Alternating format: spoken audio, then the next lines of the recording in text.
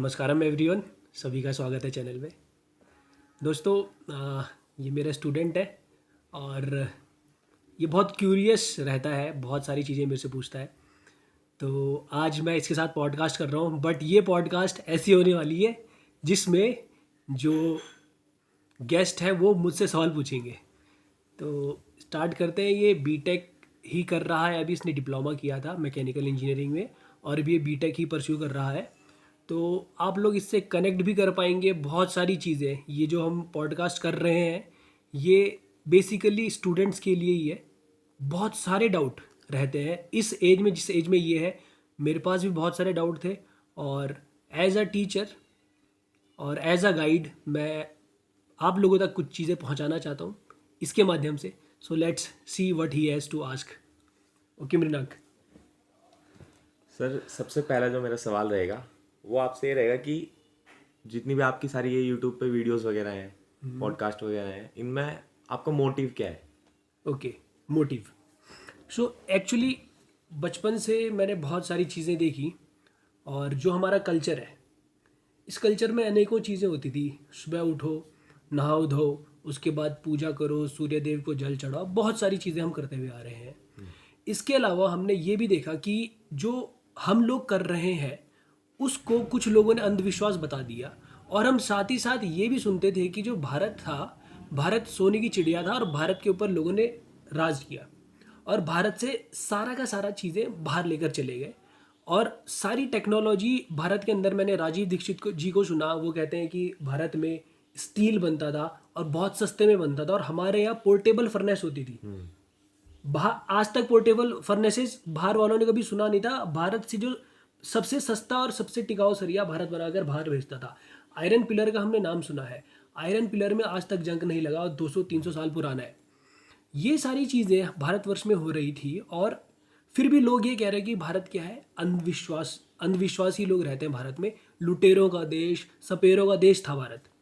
तो ये सारी चीज़ें जब मैं सुनता था तो मेरे अंदर एक चीज़ उठती थी कि क्या हम सही में इतने पिछड़े थे। और फिर हम देखें कि सबसे बड़ा मैथमेटिशियन श्री रामानुजन भारतवर्ष में हुए और उसके पीछे अब हमारे यहाँ बहुत सारी जो कल्चर है उसको ऐसे तोड़ मरोड़ के बता रहे हैं कि आप लोग अंधविश्वासी हैं, आप लोग देवी देवताओं में भरोसा करते हैं।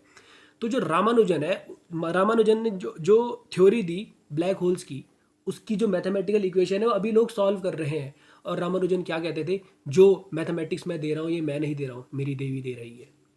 ऐसी अनेकों चीज़ें मैंने सुनी और उसके बाद मेरे मन में इच्छा उत्पन्न हुई कि जो भारतीय कल्चर था उसको दबाया गया।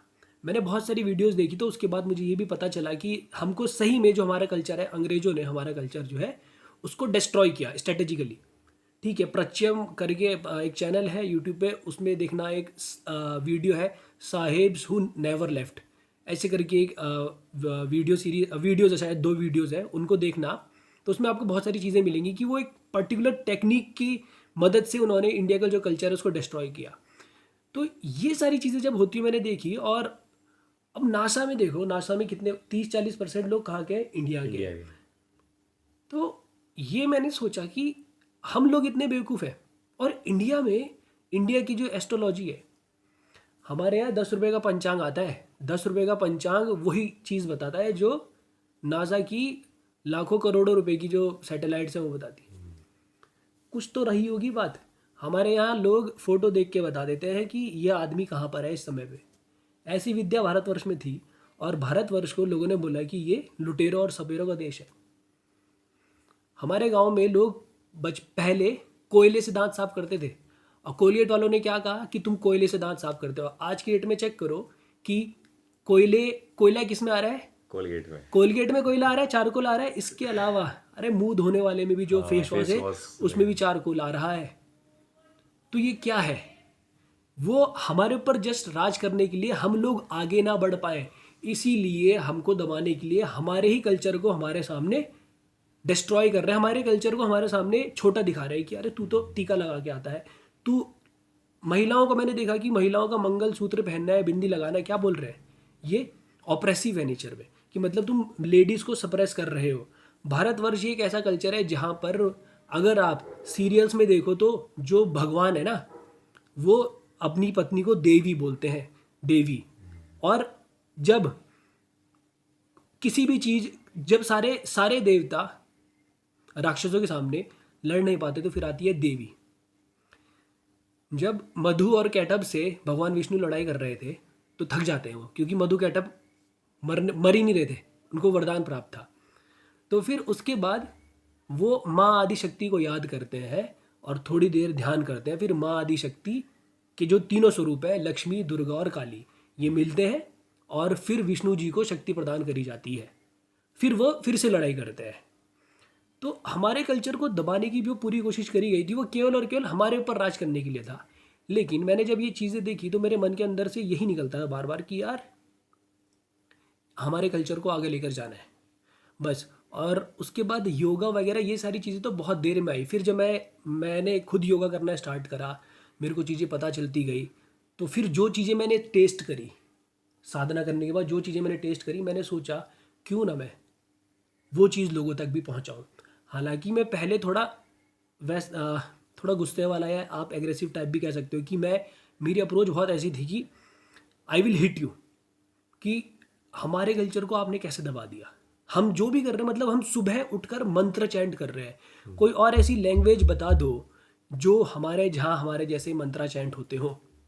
मंत्र और फिर जो संस्कृत लैंग्वेज है ना, संस्कृत लैंग्वेज, ये लैंग्वेज ऐसे ही नहीं बनी है, ऐसे ही नहीं बनी है। तो ऐसी अनेकों चीज़ें जो मेरे मन में बचपन से सवाल बनकर रहती थी, उनको मैंने ढूंढा और मैं चाहता था कि मेरे जैसे हज़ारों लाखों लोग होंगे, हज़ारों स्टूडेंट ऐसे होंगे जो जानना चाहते थे। तो फिर ये मैंने चैनल उन लोगों के लिए खोला कि इंडियन कल्चर को रिवाइव करना। और उसके बाद जब मैंने योगा सीख लिया तो उसके बाद मैंने ये देखा कि एक इंसान इधर बैठ के ही, केवल एक जगह पर बैठ के उसे आनंद की अनुभूति हो सकती है। ऐसे आनंद की अनुभूति जो जो लोग पदार्थ, मतलब इंटॉक्सिकेंट होते हैं ना, उनको लेने के बाद भी उनको नहीं मिलती, क्योंकि मैंने वो सब ट्राई किया हुआ है। तो वैसा आनंद आपको यहाँ बैठे बैठे मिल रहा है। कोई भी चीज़ की कोई ज़रूरत नहीं है। मैंने तो ऐसे भी दिन देखे हैं कि जब मुझे लगा कि अब मैं मर भी जाऊँ ना तो मुझे कोई फ़र्क नहीं पड़ता, I am ready to die. और आप केवल तभी मर सकते हो जब आप पूर्णतः आनंद में हो। उसी समय पर आपको कुछ फ़र्क नहीं पड़ता कि मैं मर जाऊँ या जीवन से कोई फ़र्क नहीं पड़ता, क्योंकि आप आनंदित अवस्था में हो। और यही आनंदित अवस्था में बड़े बड़े महायोगी होते हैं जो अपना शरीर अपनी इच्छा के अनुसार त्याग देते हैं। तो ये मोटिव केवल एक ही है, अवेयरनेस क्रिएट करना। और दूसरी चीज़ ये है कि मैं फाइनेंशियली इतना स्ट्रांग नहीं हूँ, तो मुझको दूसरी चीज़ ये है कि इनकम चाहिए होगी। तो लेकिन मैं आपको एक और चीज़ बताता हूँ, मैंने कभी अपने चैनल का ऐसे प्रमोशन नहीं किया कि किसी को जाके मैंने बोला हो कि मेरा चैनल सब्सक्राइब करो। 2 साल हो गए, मैंने कभी भी ऐसा कुछ काम नहीं किया कि मेरा सब्सक्राइब करो, चैनल सब्सक्राइब करो। टोटली जो मेरा चैनल अब तक ग्रो हुआ है, लगभग 7,000 के अराउंड सब्सक्राइबर हो चुके हैं। ये टोटल जिसे मैं कहूँगा ग्रेस की वजह से हुआ है। और बस मोटिव यही है कि लोगों में केवल और केवल जागृति पैदा करी जाए, अवेयरनेस पैदा किया जाए। एंटरटेनमेंट पर्पस के लिए मेरा चैनल बिल्कुल भी नहीं है। हम भी कर सकते हैं जो बाकी लोग कर रहे हैं, बट हमारे अंदर से आवाज़ नहीं आती कि मैं एंटरटेनमेंट करूं और आपको दिखाऊं कि मैं अपना योगा कैसे कर रहा हूं, मैं ये करता हूं दिन में वगैरह। No, never. और मेरे चैनल पे जैसा कंटेंट आपको मिल रहा है वैसा शायद ही आपको कहीं और पर मिले, इतनी टेक्निकलिटी के साथ। So let's see where it goes.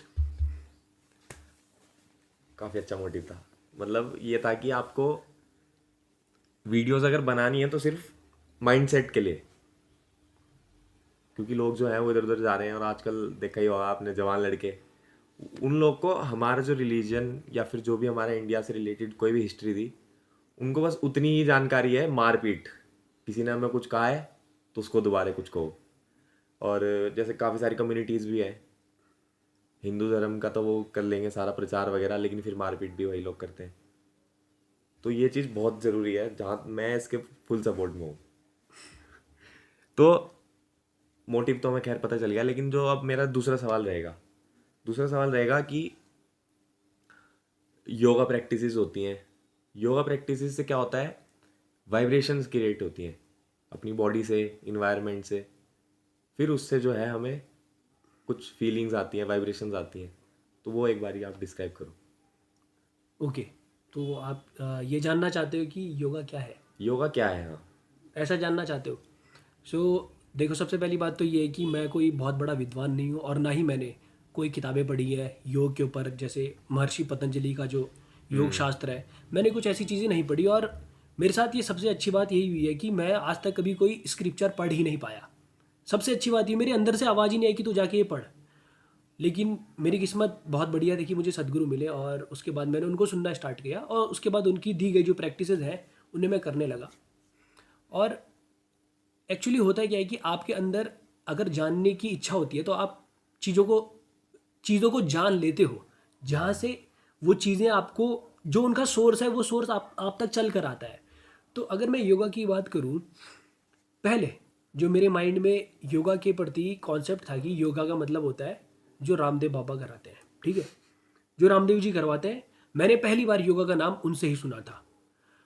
और रामदेव बाबा को जितने भी लोग हल्के में लेते हैं ना, वो उनको हल्के में ना लें, क्योंकि रामदेव बाबा ने जो काम किया है, इतना बड़ा रिवॉल्यूशन वो लेकर आए हैं ना, पूरे विश्व भर में योगा अगर जाना जा रहा है लोकल लोगों में, वो केवल और केवल रामदेव बाबा जी की वजह से ही है। हर घर का व्यक्ति जानता है इस समय पर योगा होता है। योगा, कम से कम उसने योगा नाम सुना ही होगा।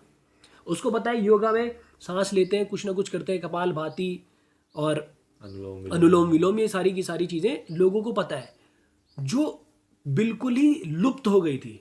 लुप्त होना जिसे कहते हैं वो लुप्त हो गया था, लेकिन बाबा रामदेव ने योगा को इतना फैला चुका है, अब लोगों को पता है कि अगर मुझे कोई बीमारी लगेगी और जो डॉक्टरों से सही नहीं हो रही है, वो योगा से सही होगी ही होगी। और कई लोग ऐसे हैं जिनको योगा से जो उनकी सालों सालों तक की जो बीमारियां थी वो सही नहीं हो रही थी, वो योगा से हो गई।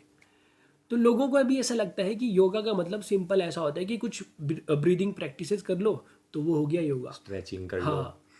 लेकिन अगर हम योगिक प्रैक्टिसेस की बात करें तो एक्चुअली इसमें बहुत सारी चीज़ें इन्वॉल्व होती हैं, जैसे हमारा ब्रेथ और बॉडी। फिलहाल के लिए ब्रेथ और बॉडी इन दोनों को यूज़ किया जाता है। और ब्रेथ मेन होता है इसमें। आप अपनी बॉडी को मूव कर सकते हो, बट इस बॉडी के मूवमेंट के साथ साथ ये ब्रेथ का बहुत बड़ा रोल है। आप ब्रेथ और बॉडी को अगर कॉन्शियसली यूज़ करोगे तो आप एक हायर लेवल ऑफ कॉन्शियसनेस पे जा सकते हो, अवेयरनेस पे जा सकते हो। योगा में बेसिकली देखो, अगर मैं ये तो सबने सुना होगा, महर्षि पतंजलि का जो योगा के ऊपर एक स्त्रोत है, योगस चित्त वृत्ति निरोधा। योग से चित्त की वृत्तियों का निरोध होता है। तो चित्त का मतलब फिलहाल के लिए हम समझ सकते हैं कि माइंड का मतलब ब्रेन नहीं होता। माइंड का मतलब ब्रेन नहीं होता है। माइंड पूरा हमारी इस बॉडी में है। हर एक सेल के पास अपनी इंटेलिजेंस होती है। अगर कुछ लोग सोच रहे होंगे कि मैं बहुत बेवकूफ़ी भरी बातें बता रहा हूँ, तो इस चीज़ को समझना कि हमारी बॉडी में एक सेल होता है। एक सेल मिलियंस ऑफ सेल्स से मिलकर हमारी बॉडी बनी है ना। वो सेल जो सिंगल सेल्ड अमीबा होता है, वो क्या करता है, अपने आप को मल्टीप्लाई करता है ना। उसके अंदर क्या है, एक इंटेलिजेंस है। अगर आप 10th क्लास की बुक पढ़ोगे तो उसमें बताते हैं कि उस सेल के पास कुछ ऐसा है कि वो अपने आप को इंक्रीज करना चाहता है, मल्टीप्लाई करना चाहता है, ठीक है। तो हमारी जो छोटा सा सेल है उसके पास इंटेलिजेंस है। हमारी इतनी बड़ी बॉडी है, इसकी पूरी बॉडी के पास इंटेलिजेंस है। ऐसा तो नहीं है कि अगर आपके पाँव कटेगा, पाँव से कटने से खून निकल रहा है, तो पाँव के अंदर जो सेल होंगे वो क्या करेंगे, उस खून को रोकने की कोशिश करेंगे। ऐसा तो नहीं है कि आपको माइंड से इंस्ट्रक्शन देना पड़ेगा कि जाओ अब खून रोको, नहीं होता है ना ऐसा। वो खून अपने आप रुकने लगेगा। यानी आपकी बॉडी के अंदर इंटेलिजेंस है, पूरी बॉडी के अंदर। अगर हम योगा की बात करें तो इसमें इस फिजिकल बॉडी को 3 पार्ट्स में देखा जाता है। एक तो ये अन्नमय कोशा जो खाना खा के हम बनाते हैं, अन्नमय कोशा। एक होता है प्राणमय कोशा जो एनर्जी बॉडी होती है, और एक होता है मनोमय कोशा, माइंड जिसको हम बोलते हैं, ठीक है। तो माइंड में इंप्रेशन बनते हैं, मतलब आप माइंड में मेमोरी को स्टोर करते हो। तो माइंड में जितने ज़्यादा इंप्रेशन बने होंगे उतनी ज़्यादा आपकी लाइफ उन इंप्रेशन की वजह से अफेक्टेड रहेगी, ठीक है। उनका प्रभाव आपके ऊपर आएगा।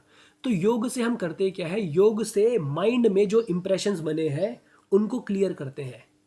जैसे एक ब्लैक बोर्ड है, ठीक है, या वाइट बोर्ड है। वाइट बोर्ड पे आप 10 साल तक लिखते रहे, तो आप देखना कि लिख भी रहे हो, मिटा भी रहे हो, लेकिन फिर भी जो वाइट बोर्ड है वो थोड़े समय के बाद ब्लैक कलर का आपको दिखने लगेगा, थोड़ा थोड़ा ब्लैक हो जाएगा। असली नेचर उसका वो ब्लैकनेस नहीं है, वाइट, प्योर वाइट है। तो हमारा भी असली नेचर ये नहीं है जो इस समय पर हमारे अंदर इंप्रेशन भरे हुए हैं। कई लोग गुस्सा हो जाते हैं, बचपन में तो नहीं था ऐसा ही, अब हो गया। कुछ तो हुआ होगा ना, इंप्रेशन बन गए हैं अंदर, वो इंप्रेशन को ही खत्म करना है। और अभी तो हम केवल इसी फिजिकल बॉडी को देख रहे हैं। लेकिन अगर भारतीय कल्चर के हिसाब से मैं आपको बताऊं तो कहते हैं कि 84 लाख योनियां होती हैं, 84 लाख स्पेशीज होती हैं।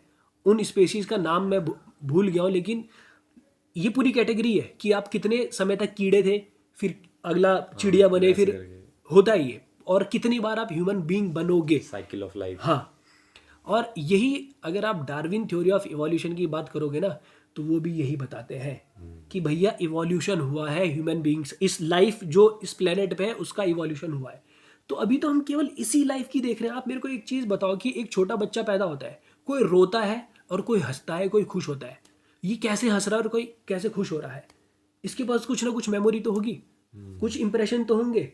वही इंप्रेशन जो इसके अंदर पड़े हुए हैं, एक ह्यूमन बीइंग के अंदर पड़े हुए हैं, इन इंप्रेशन को ही खत्म करना योगा का मकसद है। जब ये इंप्रेशन सारे के सारे खत्म हो जाएंगे, तब आपका जो असली नेचर है आप उसको जान पाओगे। आपने देखा होगा कि आपको गुस्सा दिलाया जाता है, गुस्सा रहना आपका नेचर नहीं है। गुस्सा रहना आपका नेचर नहीं है। आपका नेचर, आप ध्यान देखना कि जब आपको कोई चीज़ बाहर से डिस्टर्ब नहीं कर रही होगी, आपका नेचर खुश रहने का है। वो नेचर ही हमको बाहर निकाल के लेकर आना है। ठीक है, वो भी परतों के पीछे बहुत परतें चढ़ी हैं, बहुत ज़्यादा, अनेकों अनेकों जन्मों की परतें चढ़ी हुई हैं। वो परतें हमें धीरे धीरे खत्म करनी है। मैं अनेकों जन्मों की बात नहीं करता हूँ, मेरे एक्सपीरियंस पे नहीं है, बट मैं अभी इस जन्म की ही बात कर रहा हूँ। इस जन्म में मेरे अंदर जो इंप्रेशन बने हैं, उन इंप्रेशन को पहले खत्म करना है, फिर धीरे धीरे बाकी अगर उसके अलावा कुछ और भी होगा तो उन तक भी जाएंगे। लेकिन योगा का मकसद ये है कि जो आपके अंदर इंप्रेशन पड़े हुए हैं उनको खत्म करना। छोटे, बहुत ही कम शब्दों में यही बताना चाहूँगा आपको। अपने अंदर के जो इम्प्रेशंस है माइंड में खत्म जो इंप्रेशन माइंड है, को जो है एक तरह से ये कहना कि उसको अपनी ओरिजिनल स्टेट में लाना, हाँ, प्योरीफाइड स्टेट में प्योरीफाइड लेकर स्टेट आना। में लाना। हाँ, अभी वो इम्प्योर है। जितनी भी मेडिटेशन टेक्निक है, प्योर मेडिटेशन टेक्निक की बात कर रहा हूँ, ठीक है। मेडिटेशन टेक्निक का केवल एक ही मोटिव होता है, वो यही होता है। बहुत सारी मेडिटेशन टेक्निक होती है, गलत तरीके की मेडिटेशन टेक्निक भी होती है, सही तरीके की मेडिटेशन टेक्निक्स भी होती हैं। उनके बारे में आगे चल के चर्चा करेंगे, शायद वो क्वेश्चन अभी क्वेश्चन बैंक में है। बिल्कुल है क्वेश्चन बैंक पे हो। तो इससे तो ये साबित हो गया, योगा करने से सिर्फ और सिर्फ फिजिकल बॉडी नहीं हम सही करते हैं, लेकिन मेंटली भी अपने आप को प्योरीफाई करते हैं। और एक्चुअली मेंटली भी प्योरीफाई नहीं करते हैं। होता क्या है कि हमारी ये जो बॉडी है ना, इसके अंदर इस बॉडी को चलने के लिए एनर्जी चाहिए, ठीक है। और हम लोग अभी इम्प्योर स्टेट में हैं। तो हम लोग खाना खा रहे हैं, हम लोग खाना खाते हैं, तो हमारी जो बॉडी है उस खाने में से एनर्जी एक्सट्रैक्ट करती है। वो खाना आया कहाँ से? खाना उगता है कहाँ? धरती में उगता है। उस खाने को उगने के लिए क्या चाहिए? हवा, पानी, धूप, सॉइल और मिट्टी। मिट्टी। ठीक है, ये 4 चीज़ें हैं। ये 4 चीज़ें हमारे अराउंड है। जो खाना हम खा रहे हैं वो खाना भी उन्हीं से बना है। अगर हमारी बॉडी प्योरीफाइड स्टेट में होगी तो खाने की ज़रूरत नहीं होगी। ये बॉडी ना अपने आप एनवायरनमेंट से एनर्जी को एक्सट्रैक्ट कर सकती है। यूट्यूब पे आप सर्च करना कि एक ब्रीदेरियन है, ब्लैक कलर के लोग इंसान है, वो खाना नहीं खाते, वो केवल सांस पे जिंदा है। वो खाना नहीं खाते, उनकी बॉडी एक ऐसे स्टेट में है। तो मैं यहाँ से आपको ये बताना चाह रहा था कि ये जो हमारी शरीर है ना, इसके अंदर एनर्जी अपने आप राइज होती है। ये मैं फील कर चुका हूँ, एनर्जी अपने आप राइज होती है। इस एनर्जी राइज को हम लोग रोक रहे हैं। लेकिन जब हम कुछ योगिक प्रैक्टिसेस करते हैं, ये एनर्जी, अगर हम योगिक टर्मिनोलॉजी में बात करें तो मूलाधार में एनर्जी स्टोर्ड है। वो एनर्जी नीचे से ऊपर की तरफ को राइज करना चाहती है, ठीक है। वो नीचे से ऊपर की तरफ को राइज करना चाहती है। ये जो राइज हो रही है एनर्जी, इस एनर्जी राइज को होने से हम रोक रहे हैं, क्योंकि हमारा जो थॉट प्रोसेस है, वो थॉट प्रोसेस इस एनर्जी राइज को रोक रहा है। हम अगर आप बिल्कुल स्टिल बैठ जाओगे ना तो एनर्जी नीचे से ऊपर को अपने आप राइज होगी, लेकिन हमारे जो थॉट प्रोसेस है ये थॉट प्रोसेस उस एनर्जी राइज को रोकता है। ये मैं फील कर चुका हूँ। जो माइंड इम्प्योर स्टेट में है ये माइंड उस एनर्जी राइज को रोकेगा।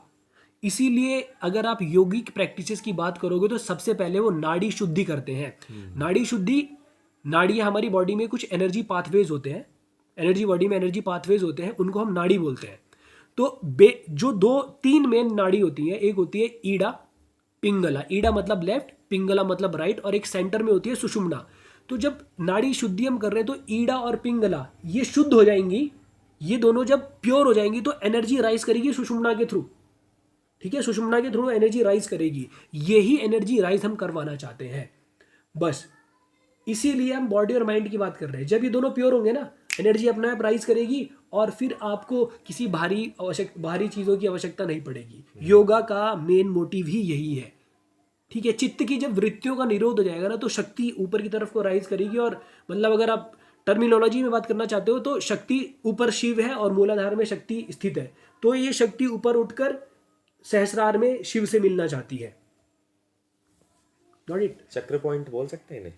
हाँ, चक्रास ही है वो। चक्रास होते हैं, जो एक होता है वो बॉडी के ऊपर होता है, मतलब अंदर नहीं होता है, हाँ, बॉडी सहस्रार। के ऊपर। हाँ, तो इसमें मेरे को भी थोड़ी बहुत जानकारी है, पूरी नहीं है, लेकिन इसमें एक वर्ड है जो कुंडलिनी, हाँ हाँ, जो हमारी एक लाइफ होती है, एक लाइफ जो हम जानते हैं, लेकिन एक लाइफ ऐसी होती है जो हमारे अंदर होती है, हमें उसको ढूंढना होता है। कुंडलिनी राइज करती है हाँ हाँ, ऊपर की तरफ मूलाधार से, हाँ लेकिन उसमें एक हम जो आप कह रहे हो ना, उसमें जो लाइफ आना चाहती है लेकिन हम उसको रोकते हैं, क्या हम उसको कुंडलिनी बोल सकते हैं? हाँ, यही कुंडलिनी ही है जो ही राइज है, करेगी। हाँ, जो राइज करेगी। हाँ, मैंने लेकिन मूलाधार में से जो एक लाइफ, जो एक एनर्जी राइज करती है वो नेगेटिव होती है, जो अभी नहीं हो नहीं रही नहीं है। नहीं नहीं नहीं नहीं, गलत है ये, बिल्कुल गलत है ये ये। गलत है, मतलब हाँ, जैसे अभी जैसे हम इम्प्योर स्टेट में हैं, तो क्या वो उस नेगेटिव एनर्जी की वजह से हो रहा है, ऐसा कुछ? ना, no no, energy can never be negative, it is simply energy. The way you are using it can be positive और निगेटिव। ठीक है, जो धूप आ रही है ये धूप की इंटेंसिटी हर जगह सेम है, लेकिन अगर मुझे कहीं पर आग लगानी है उस धूप को यूज़ करके, मैं क्या करूँगा? फोकस लेंस लूँगा, जला दूंगा। एनर्जी वही है, उसको गवर्न कौन कर रहा है? हमारे थॉट्स। हमारे थॉट्स गवर्न कर रहे हैं। और मैं आपको एक और चीज़ बताना चाहूँगा, आप जब भी ऐसी बातें सुनते हैं एनर्जीज़ के बारे में, चक्रास के बारे में, तो थोड़े अच्छे लोगों को सुने। चुटुर पुटुर लोगों को सुनोगे तो वो अपनी ही टर्मिनोलॉजी आपके सामने रखेंगे, उनकी समझ में नहीं आया है अभी, तो आप अच्छे लोगों को सुने। और अच्छे लोगों को सुनने के मैं आपको बता रहा हूँ आप किस किस को सुन सकते हैं। सदगुरु तो ऑब्वियसली कहीं और जाने की जरूरत नहीं है, but still you want to listen to someone else, Shri M को आप सुन सकते हैं। यूट्यूब पे एक योगी राज सदगुरु नाथ जी हैं, उनको आप सुन सकते हो। श्री ओम स्वामी को आप सुन सकते हो। और आप यही लोग, अभी कुंडलिनी के बारे में केवल यही लोग बात करेंगे। और भी लोग हैं जिनको आप मेडिटेशन के बारे में सुन सकते हो, बट वो कुंडलिनी के बारे में बात नहीं करते हैं क्योंकि उनका पाथ थोड़ा अलग है, वो उस बारे में बात नहीं करेंगे। हालांकि कर हर इंसान वही काम रहा है। जिद्दू कृष्ण मूर्ति है वो कुंडलिनी की बात नहीं करते हैं, लेकिन अगर आप एनालाइज करोगे ना, देखोगे, so everything is same, everything is same. But वो डायरेक्टली नहीं बोलेंगे उस बारे में। लेकिन आप सही सोर्स से चीज़ों को सुनना आवश्यक है। चुटुर पुटुर लड़के जो आ रहे हैं ना, सीरियसली, मतलब आपको अगर सुनना है तो जेन्युइन सोर्स से सुनो, जिनकी बातें सुनकर आपको ये लगे कि भाई ये केवल ये ऐसा नहीं बोल रहा है कि जो मैं बोल रहा हूँ वो सही है। जो इंसान ये कहे कि जो मैं बोल रहा हूँ वही सही है, सो देन इट मीन्स कि कुछ परेशानी है। ओके, सही है।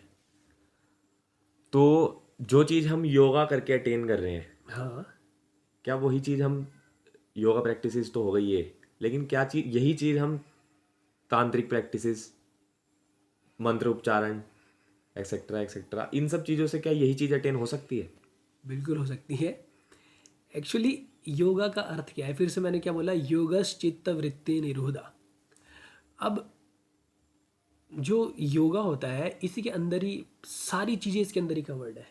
मंत्र योगा, तांत्रिक योगा, ये सारी चीज़ें योग के अंदर ही आती हैं। योग में एक्चुअली है क्या, जब आपके चित्त की वृत्तियों का निरोध हो जाएगा तो आप में और ये जो यूनिवर्स है, इन दोनों के बीच में बाउंड्री नहीं रह जाएगी। जब आप में और यूनिवर्स के बीच में बाउंड्री नहीं रह जाएगी तो ये यूनियन हो गया, डुअलिटी हो गई खत्म। इसको ही योगा बोला जाता है। हालांकि आपको बाउंड्री दिख रही है, लेकिन ये बाउंड्री आपको बांध नहीं सकती। आपकी एनर्जीज हर जगह आपको महसूस हो रही है। हम लोग सांस लेते हैं, सांस ले रहे हैं, और हम जो सांस ले रहे हैं वो आ किससे रहा है? ट्रीज से। ठीक है, ट्रीज ऑक्सीजन छोड़ती है और हम वो रिसीव करते हैं। तो वो ट्री और हम एक यूनियन में है, इंटरेक्शन हो रहा है। अगर ट्री नहीं होगा तो हम नहीं होंगे। तो यही यूनियन आपको पता चल जाएगा योगा करने के बाद। मतलब जब आप योग की जो अवस्था होती है वो यही है कि आपको ये पता चल जाएगा कि आप इस कॉस्मोस से, इस यूनिवर्स से हर समय पे इंटरेक्शन कर रहे हैं, और ये यूनिवर्स और आप में कोई फ़र्क नहीं है, आप इसी का एक भाग हो। ये आपके लिए लिविंग रियलिटी हो जाएगी। लिविंग रियलिटी हो जाएगी। आप में और इस यूनिवर्स में कोई भी बाउंड्रीज नहीं रह जाएंगी। तभी बहुत सारे लोग ऐसे होते हैं जो बड़े बड़े योगी होते हैं, वो किसी भी इंसान में कोई डिफ्रेंशिएशन नहीं करते हैं। कोई भी आ जाए उनके पास, वो हर किसी को एक समान ट्रीट करते हैं। क्यों? क्योंकि उनके लिविंग एक्सपीरियंस में ये है कि उसमें और मेरे में कोई फ़र्क नहीं है। ये है। और फिर आप तंत्र की बात करो, मंत्र की बात करो, इन सब का मोटिव यही है कि आप अपने आप को प्योरीफाई करना चाहते हो। अगर हम तंत्र की बात करें तो तंत्र मीन्स सिंपली एक टेक्नोलॉजी होती है। टेक्नोलॉजी जैसे हमें मोबाइल फ़ोन बनाना है, तो मोबाइल फ़ोन बनाने की एक टेक्नोलॉजी है। अभी एंड्रॉयड है। आज से पहले क्या आते थे? विंडोज़ फ़ोन आते थे, और एक और दूसरी टेक्नोलॉजी, तो उसका मुझे नाम याद नहीं। तो ये टेक्नोलॉजी है। तंत्र एक टेक्नोलॉजी होती है। फिर एक मंत्र चीज़ होती है और एक यंत्र होती है। तो तंत्र इन चीज़ों को यूज़ करता है। ठीक है, हम लोगों ने मोबाइल फ़ोन बना दिया ना, हमारे पास टेक्नोलॉजी थी, अब हमने एक यंत्र बना दिया, अब हम उससे फ़ोन कर सकते हैं।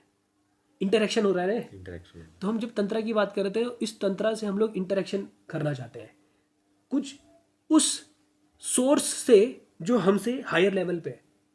जब वहाँ से एनर्जीज आएंगी तो हमारी भी एनर्जीज राइज होगी।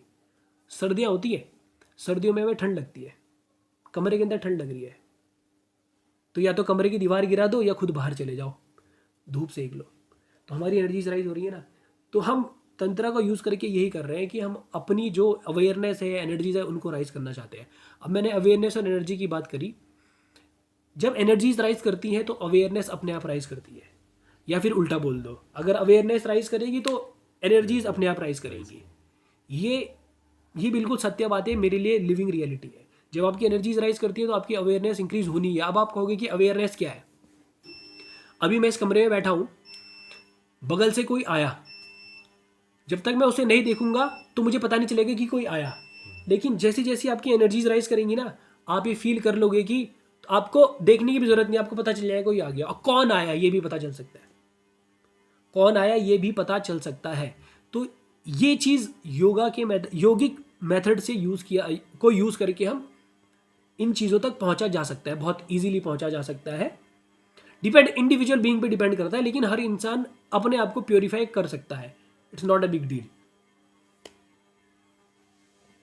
ये इसमें सिमिलैरिटी हो गई एक तरह से, एक ही चीज मानी जा सकती है। ये एक ही चीज़ है, एक ही चीज है, एक ही चीज़ है।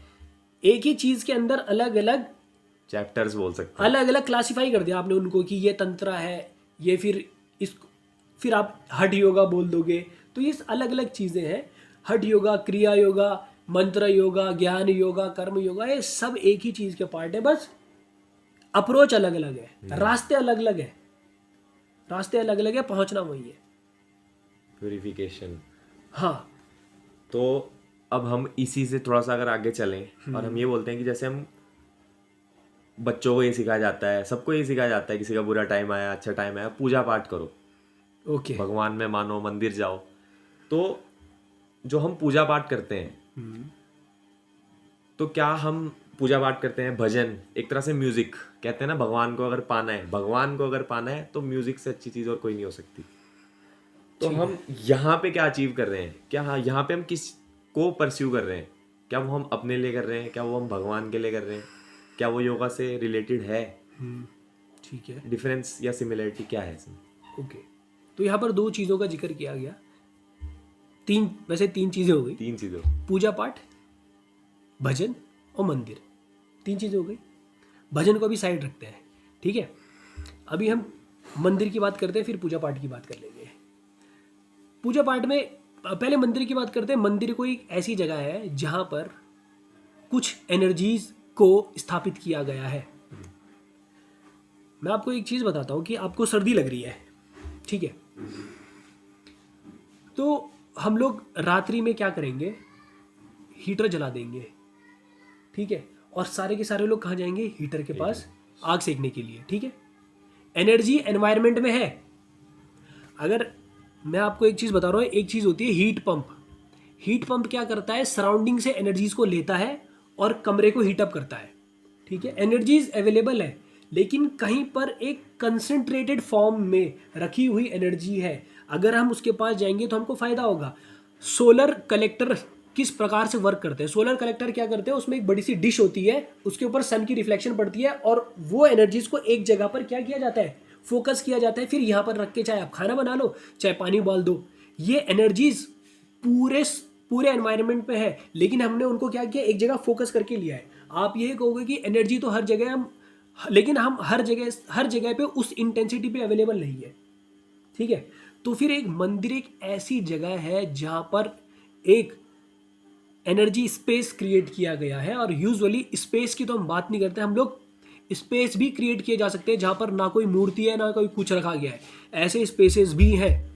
लेकिन लोगों की एक आस्था होती है। अगर हम इंसानों की बात करें, जनरली वो किसी चीज़ से जुड़ना चाहते हैं, जुड़ने के बाद ही उनका एक कनेक्शन बिल्डअप होता है। तो हम लोग इंडियन कल्चर में यूजुअली एनर्जीज को स्टोर करने के लिए कुछ फॉर्म देते हैं, कुछ फॉर्म दिया जाता है, और वो जो एनर्जी फॉर्म क्रिएट करी गई है उसकी कैपेसिटी है एनर्जी को बहुत लंबे समय तक होल्ड करने की, ठीक है। एनर्जी स्पेसेस भी क्रिएट किए जा सकते हैं विदाउट एनी एनर्जी फॉर्म। इस स्पेस को भी कॉन्सेंट्रेट किया जा सकता है, लेकिन हर जगह इतना एनर्जी को स्टोर करवा के रखना स्पेस में पॉसिबल नहीं होता, क्योंकि वहाँ पे ज़्यादा एनर्जी जाती है। इसीलिए मूर्तियों में एनर्जी को स्टोर किया जाता था। अब मूर्तियाँ भी अलग अलग तरीके की हो सकती हैं। कुछ मूर्तियों में एनर्जी स्टोर करने के लिए या एनर्जी को मेंटेन करने के लिए उन मूर्तियों के नीचे एक यंत्र रखा जाता है, और इस यंत्र में फिर एनर्जीज को इन्वोक किया जाता है। और इस यंत्र के ऊपर जब वो मूर्ति रखी जाएगी तो वो मूर्ति भी वाइब्रेट करेगी। अब ये एक क्या है, सोर्स ऑफ एनर्जी हो गया। एनर्जी हर जगह है, लेकिन यहाँ पर ज़्यादा कंसंट्रेशन में है, तो उस एनर्जी के पास हम जाते हैं। भारतवर्ष आपने देखा होगा कि कहा जाता है कि 33 कोटि या 33 करोड़ देवी देवता है। एक धरती पे जब कोई, अगर आप आम का पेड़ लगाओगे और गुलाब का पेड़ लगाओगे, धरती वही है, धूप भी वही आ रही है, पानी भी वही डालोगे, मिट्टी भी वही डालोगे, लेकिन आम का पेड़ आम देगा और गुलाब का फूल गुलाब देगा। तो मतलब ये है कि एनर्जी अपने आप को अलग अलग फॉर्म में मैनिफेस्ट कर रही है ना। तो जो 33 कोटि या करोड़ देवी देवताओं की हम बात कर रहे हैं ना, वो एनर्जी का अलग अलग मैनिफेस्टेशन है। जैसे जो वाइट कलर की लाइट होती है ना, वो 7 कलर में दिखाई देती है ना, हमको 7 रंग बनते हैं ना उसके। अब आप तो कहोगे तो तू तो बहुत बड़ी बेवकूफ़ी भरी बातें कर रहा है, बहुत सारे लोग बोलते हैं कि आप लोग तो बहुत बेवकूफ़ हो, लेकिन आप खुद ही सोचो कि एक ही एनर्जी अपने आप को अलग अलग तरीके से मैनिफेस्ट कर रही है। हम दोनों बैठे हैं, हम दोनों इंसान हैं, लेकिन ये अलग फॉर्म में मैनिफेस्ट कर रहा है, मैं अलग ही फॉर्म में मैनिफेस्ट कर रहा हूँ। तो एनर्जी के अलग अलग मैनिफेस्टेशन है। तो इसीलिए भारतवर्ष में अगर ये मान लो कि ये डिज़ाइनिंग सॉफ्टवेयर इसको बहुत अच्छे से आता है, डिज़ाइनिंग सीखने के लिए आप इसके पास जाओगे, ठीक है। मुझे कुछ और सब्जेक्ट अच्छे से आता होगा तो आप मेरे पास आओगे। तो जो एनर्जी अलग अलग फॉर्म में मैनिफेस्ट हो रही है, आपको गुलाब का फूल चाहिए तो आम के पेड़ के पास जाओगे क्या? आम के पेड़ के पास जाओगे? नहीं, गुलाब के पास ही जाओगे। तो जो एनर्जी आपको बलवान बना सकती है, बजरंग बली, तो आप बजरंग बली के मंदिर में जाओगे। जो पहलवान होते हो बजरंग बली की पूजा करते इसलिए क्योंकि बल और बुद्धि दोनों देते हैं। कुछ लोग पढ़ाई में बहुत आगे जाना चाहते हैं तो माता सरस्वती की पूजा करते हैं। कुछ लोगों को पैसा चाहिए तो महालक्ष्मी की पूजा करते हैं। और इनको फॉर्म दिए गए, और जो एनर्जीज है ना वो अपने आप को ऐसी इसी फॉर्म में मैनिफेस्ट कर रही है, फेमिनाइन फॉर्म में। जैसे हम महालक्ष्मी की बात कर रहे हैं, महासरस्वती की बात कर रहे हैं, तो एनर्जीज अपने आप को फीमेल फॉर्म में ही मैनिफेस्ट कर रही है। कुछ मेल फॉर्म्स भी होते हैं, कुछ फीमेल फॉर्म भी हो सकती है, मतलब मैस्कुलाइन और फेमिनाइन। तो एनर्जीज अपने आप को इसी फॉर्म में मैनिफेस्ट कर रही है। तो आपको आपकी जैसी चाहत है, आप उस प्रकार के देवी देवता के पास जाओगे। और आप ये सोचो, आप अपने आप को इतना सौभाग्यशाली समझो कि आपने ऐसे कल्चर में जन्म लिया जहाँ पर आपको हर एक चीज़ करने के लिए अलग अलग देवी देवता अवेलेबल है, उनके मंदिर अवेलेबल है। आप वहाँ जाकर उनके पास जाके उन एनर्जीज को अपने लिए एब्जॉर्ब कर सकते हो, अपने ग्रोथ के लिए यूज़ कर सकते हो। ये सौभाग्य की बात है। ओके, यही कल्चर जो भारत का दबाया गया, इसी को उठाने के लिए ये कदम है, चैनल खोला गया है। और धीरे धीरे ये चीज़ें आगे बढ़ती जाएंगी, हम लोग कल्चर को आगे लेकर जाएंगे। इसके अलावा ये तो रही मंदिर की बात। और पूजा पाठ की अगर मैंने बात करी, मान लो कि कोई दुखी हो गया, ठीक है, दुखी होने के अनेकों रीज़न हो सकते हैं। किसी को पैसों का लॉस हो गया, किसी ने किसी को धोखा दे दिया, या कुछ हो गया, किसी को चोट लग गई, एक्सीडेंट हो गया, तो फिर क्या किया जाए। तो हम लोग जब पैदा हुए थे ना, हमारे पास कुछ नहीं था। तो किसी को पैसों का लॉस हुआ है, तो वो पैसे भी उसने किसी तरीके से कमाए होंगे, किसी न किसी मेथड से कमाए होंगे, और कुछ एनर्जी फंक्शन कर रही होगी जिसकी वजह से वो पैसे उस तक आए। तो अगर आप पैसे का लॉस हो गया है या आप पैसे कमाना चाहते हो, तो you invoke certain kind of energy. आप वैसी एनर्जीज को इन्वाइट करना चाहोगे। अगर आपको चोट लगी है, आप हील होना चाहते हो, सर्च करके देख लेना, इंडिया में कई जगह ऐसी हैं जहाँ पर मंत्रों के द्वारा चिकित्सा होती है। अब आप लोगों ने बागेश्वर धाम का नाम अवश्य सुना होगा। वो मंत्र चिकित्सा की बात करते हैं, मंत्र चिकित्सा करते हैं। ये मंत्र चिकित्सा होती है, भारतवर्ष में सब पहले से किया जाता था, क्योंकि मंत्रों में एनर्जी होती है। ऑब्वियस सी बात है, जब आप कुछ चीज़ चैंट कर रहे हो ना, आपने देखा होगा ना कि कुछ लोग गाना गा के कांच तोड़ देते हैं, वो साइंस है। लेकिन भारत में लोग कुछ मंत्र चैंट करके किसी को ठीक कर दें, वो अंधविश्वास है। मतलब बाहर कोई कांच तोड़े, चिल्ला चिल्ला के कांच तोड़ दे। और मैंने सुना है तानसेन बारिश ला देते थे ना गाना गा के। भाई हमारे यहाँ ना लोगों को अभी भी ऐसी टेक्नोलॉजी मालूम है कि बारिश कब, अगर बहुत तेज ओले गिर रहे हैं ना, तो अपने खेत में जाके ऐसे खड़ग रख देते थे, खड़ा करके ओले गिरना बंद हो जाते हैं। इसको स्पंदन बोला, नाम भूल रहा हूँ। अगर आपको किसी चीज़ को रोक के रखना होता है, इसके लिए एक वर्ड होता है। तो जैसे सम्मोहन अस्त्र होता था, वैसी कुछ इस प्रकार से एक टेक्नोलॉजी होती है कि आप चीज़ों को रोक भी सकते हो और अपनी मर्जी से बारिश भी करवा सकते हो। भारत में यज्ञ किए जाते हैं। गूगल पे सर्च करना, अग्निहोत्र.org करके एक साइट है, वहाँ पर आपको साइंटिस्ट ने 12 या 14 दिन तक एक यज्ञ किया था, उसके एक्सपेरिमेंट के रिजल्ट देख लेना। हमारे यहाँ गाँव में जब यज्ञ हवन होता है ना, तो 11वें या 12वें दिन बारिश होती है। लोग कहते हैं कि भगवान का चमत्कार है। वैसे तो सब कुछ तो भगवान ही कर रहा है, लेकिन हमारे पास कुछ फ्रीडम है कि जिसकी मदद से हम लोग उन एनर्जीज को इन्वोक कर सकते हैं। ठीक है, हमारी भी तो कुछ चाहते हैं, हम उन चाहतों को पूरा करने के लिए उन एनर्जीज को इन्वोक कर सकते हैं। जो उन एनर्जीज को अपने पास बुला सकता है वो काम कर लेगा, जो नहीं बुला पाएगा वो रोता रहेगा। तो ये सिंपल टेक्नोलॉजी थी जो इंडियन कल्चर में थी, और ये दुर्भाग्य ही है जिसकी वजह से हम इतने साल गुलाम रहे। ये पतित, मतलब हमारी जो चीज़ें थी हमसे दूर चली गई। इन चीज़ों का हमसे दूर जाने का केवल एक ही कारण है, वो क्या है? अविद्या। जब अविद्या या फिर उसे भ्रष्टाचार अगर आप कहो, ये चीज़ें घुस जाएंगी तो आपका कल्चर डिस्ट्रॉय हो जाएगा। आप बड़े बड़े मंदिरों में जाके देख लो, यही हो रहा है। वहाँ जब मैं केदारनाथ गया था, मुझे बड़ा दुख हुआ कि केवल पैसा कमाने का जरिया बन गया है। तो जब ऐसी चीज़ें होंगी तो you will certainly receive something that is not good for you. अब तीसरी चीज़ जो थी वो थी भजन। जो पूजा पाठ होता है ना, पूजा पाठ का मतलब किसी से कुछ मांगना नहीं है। आप कुछ एनर्जी प्रोसेस के द्वारा एनर्जीज को अपने पास बुला रहे हो। अब देखो, ये मेरा स्टूडेंट है, मुझे मान लो इससे कुछ काम करवाना है, ठीक है। अगर मैं इसके पास अकड़ के गया और इसको मैंने ऑर्डर दिया, ये मेरा स्टूडेंट है, मेरा काम करेगा, लेकिन ये पूरे मन से नहीं करेगा, थोड़े गुस्से से करेगा। लेकिन अगर मैं इसके पास एक डिवोशन के फॉर्म में जाऊंगा, तो ये मरने को तैयार हो जाएगा मेरे लिए। तो इसीलिए जब हम पूजा पाठ करते तो आप फुल्ली डिवोट होके करते हो कि भाई मेरे बस की नहीं है, अब तू कर दे। इसलिए हम उनको सरेंडर, जब आप सरेंडर करोगे ना तो सामने वाला फिर आपके लिए सब कुछ करने के लिए तैयार हो जाएगा। अगर आप घमंड लेके जाओगे ना तब नहीं हो सकता। आपने देखा होगा ना कि जब एक रिलेशनशिप होता है तो उनमें अगर लड़ाई हो गई, किसी की गलती होगी, अगर ये माफ़ी मांग ले, पूरा झुक के माफ़ी मांग ले, तो सामने वाला इससे और प्यार करने लगेगा। ये सरेंडर वाली बात होती है। तो जब हम पूजा पाठ की बात कर रहे हैं तब there should be certain kind of devotion within you. अगर वो नहीं है, चीज़ें आएंगी लेकिन उस फॉर्म में नहीं आएंगी जिस फॉर्म में उन्हें आना चाहिए था। ठीक है। तीसरी जो बात रही भजन की, तो जब हम भजन करते हैं ना, हम किसका भजन करते हैं?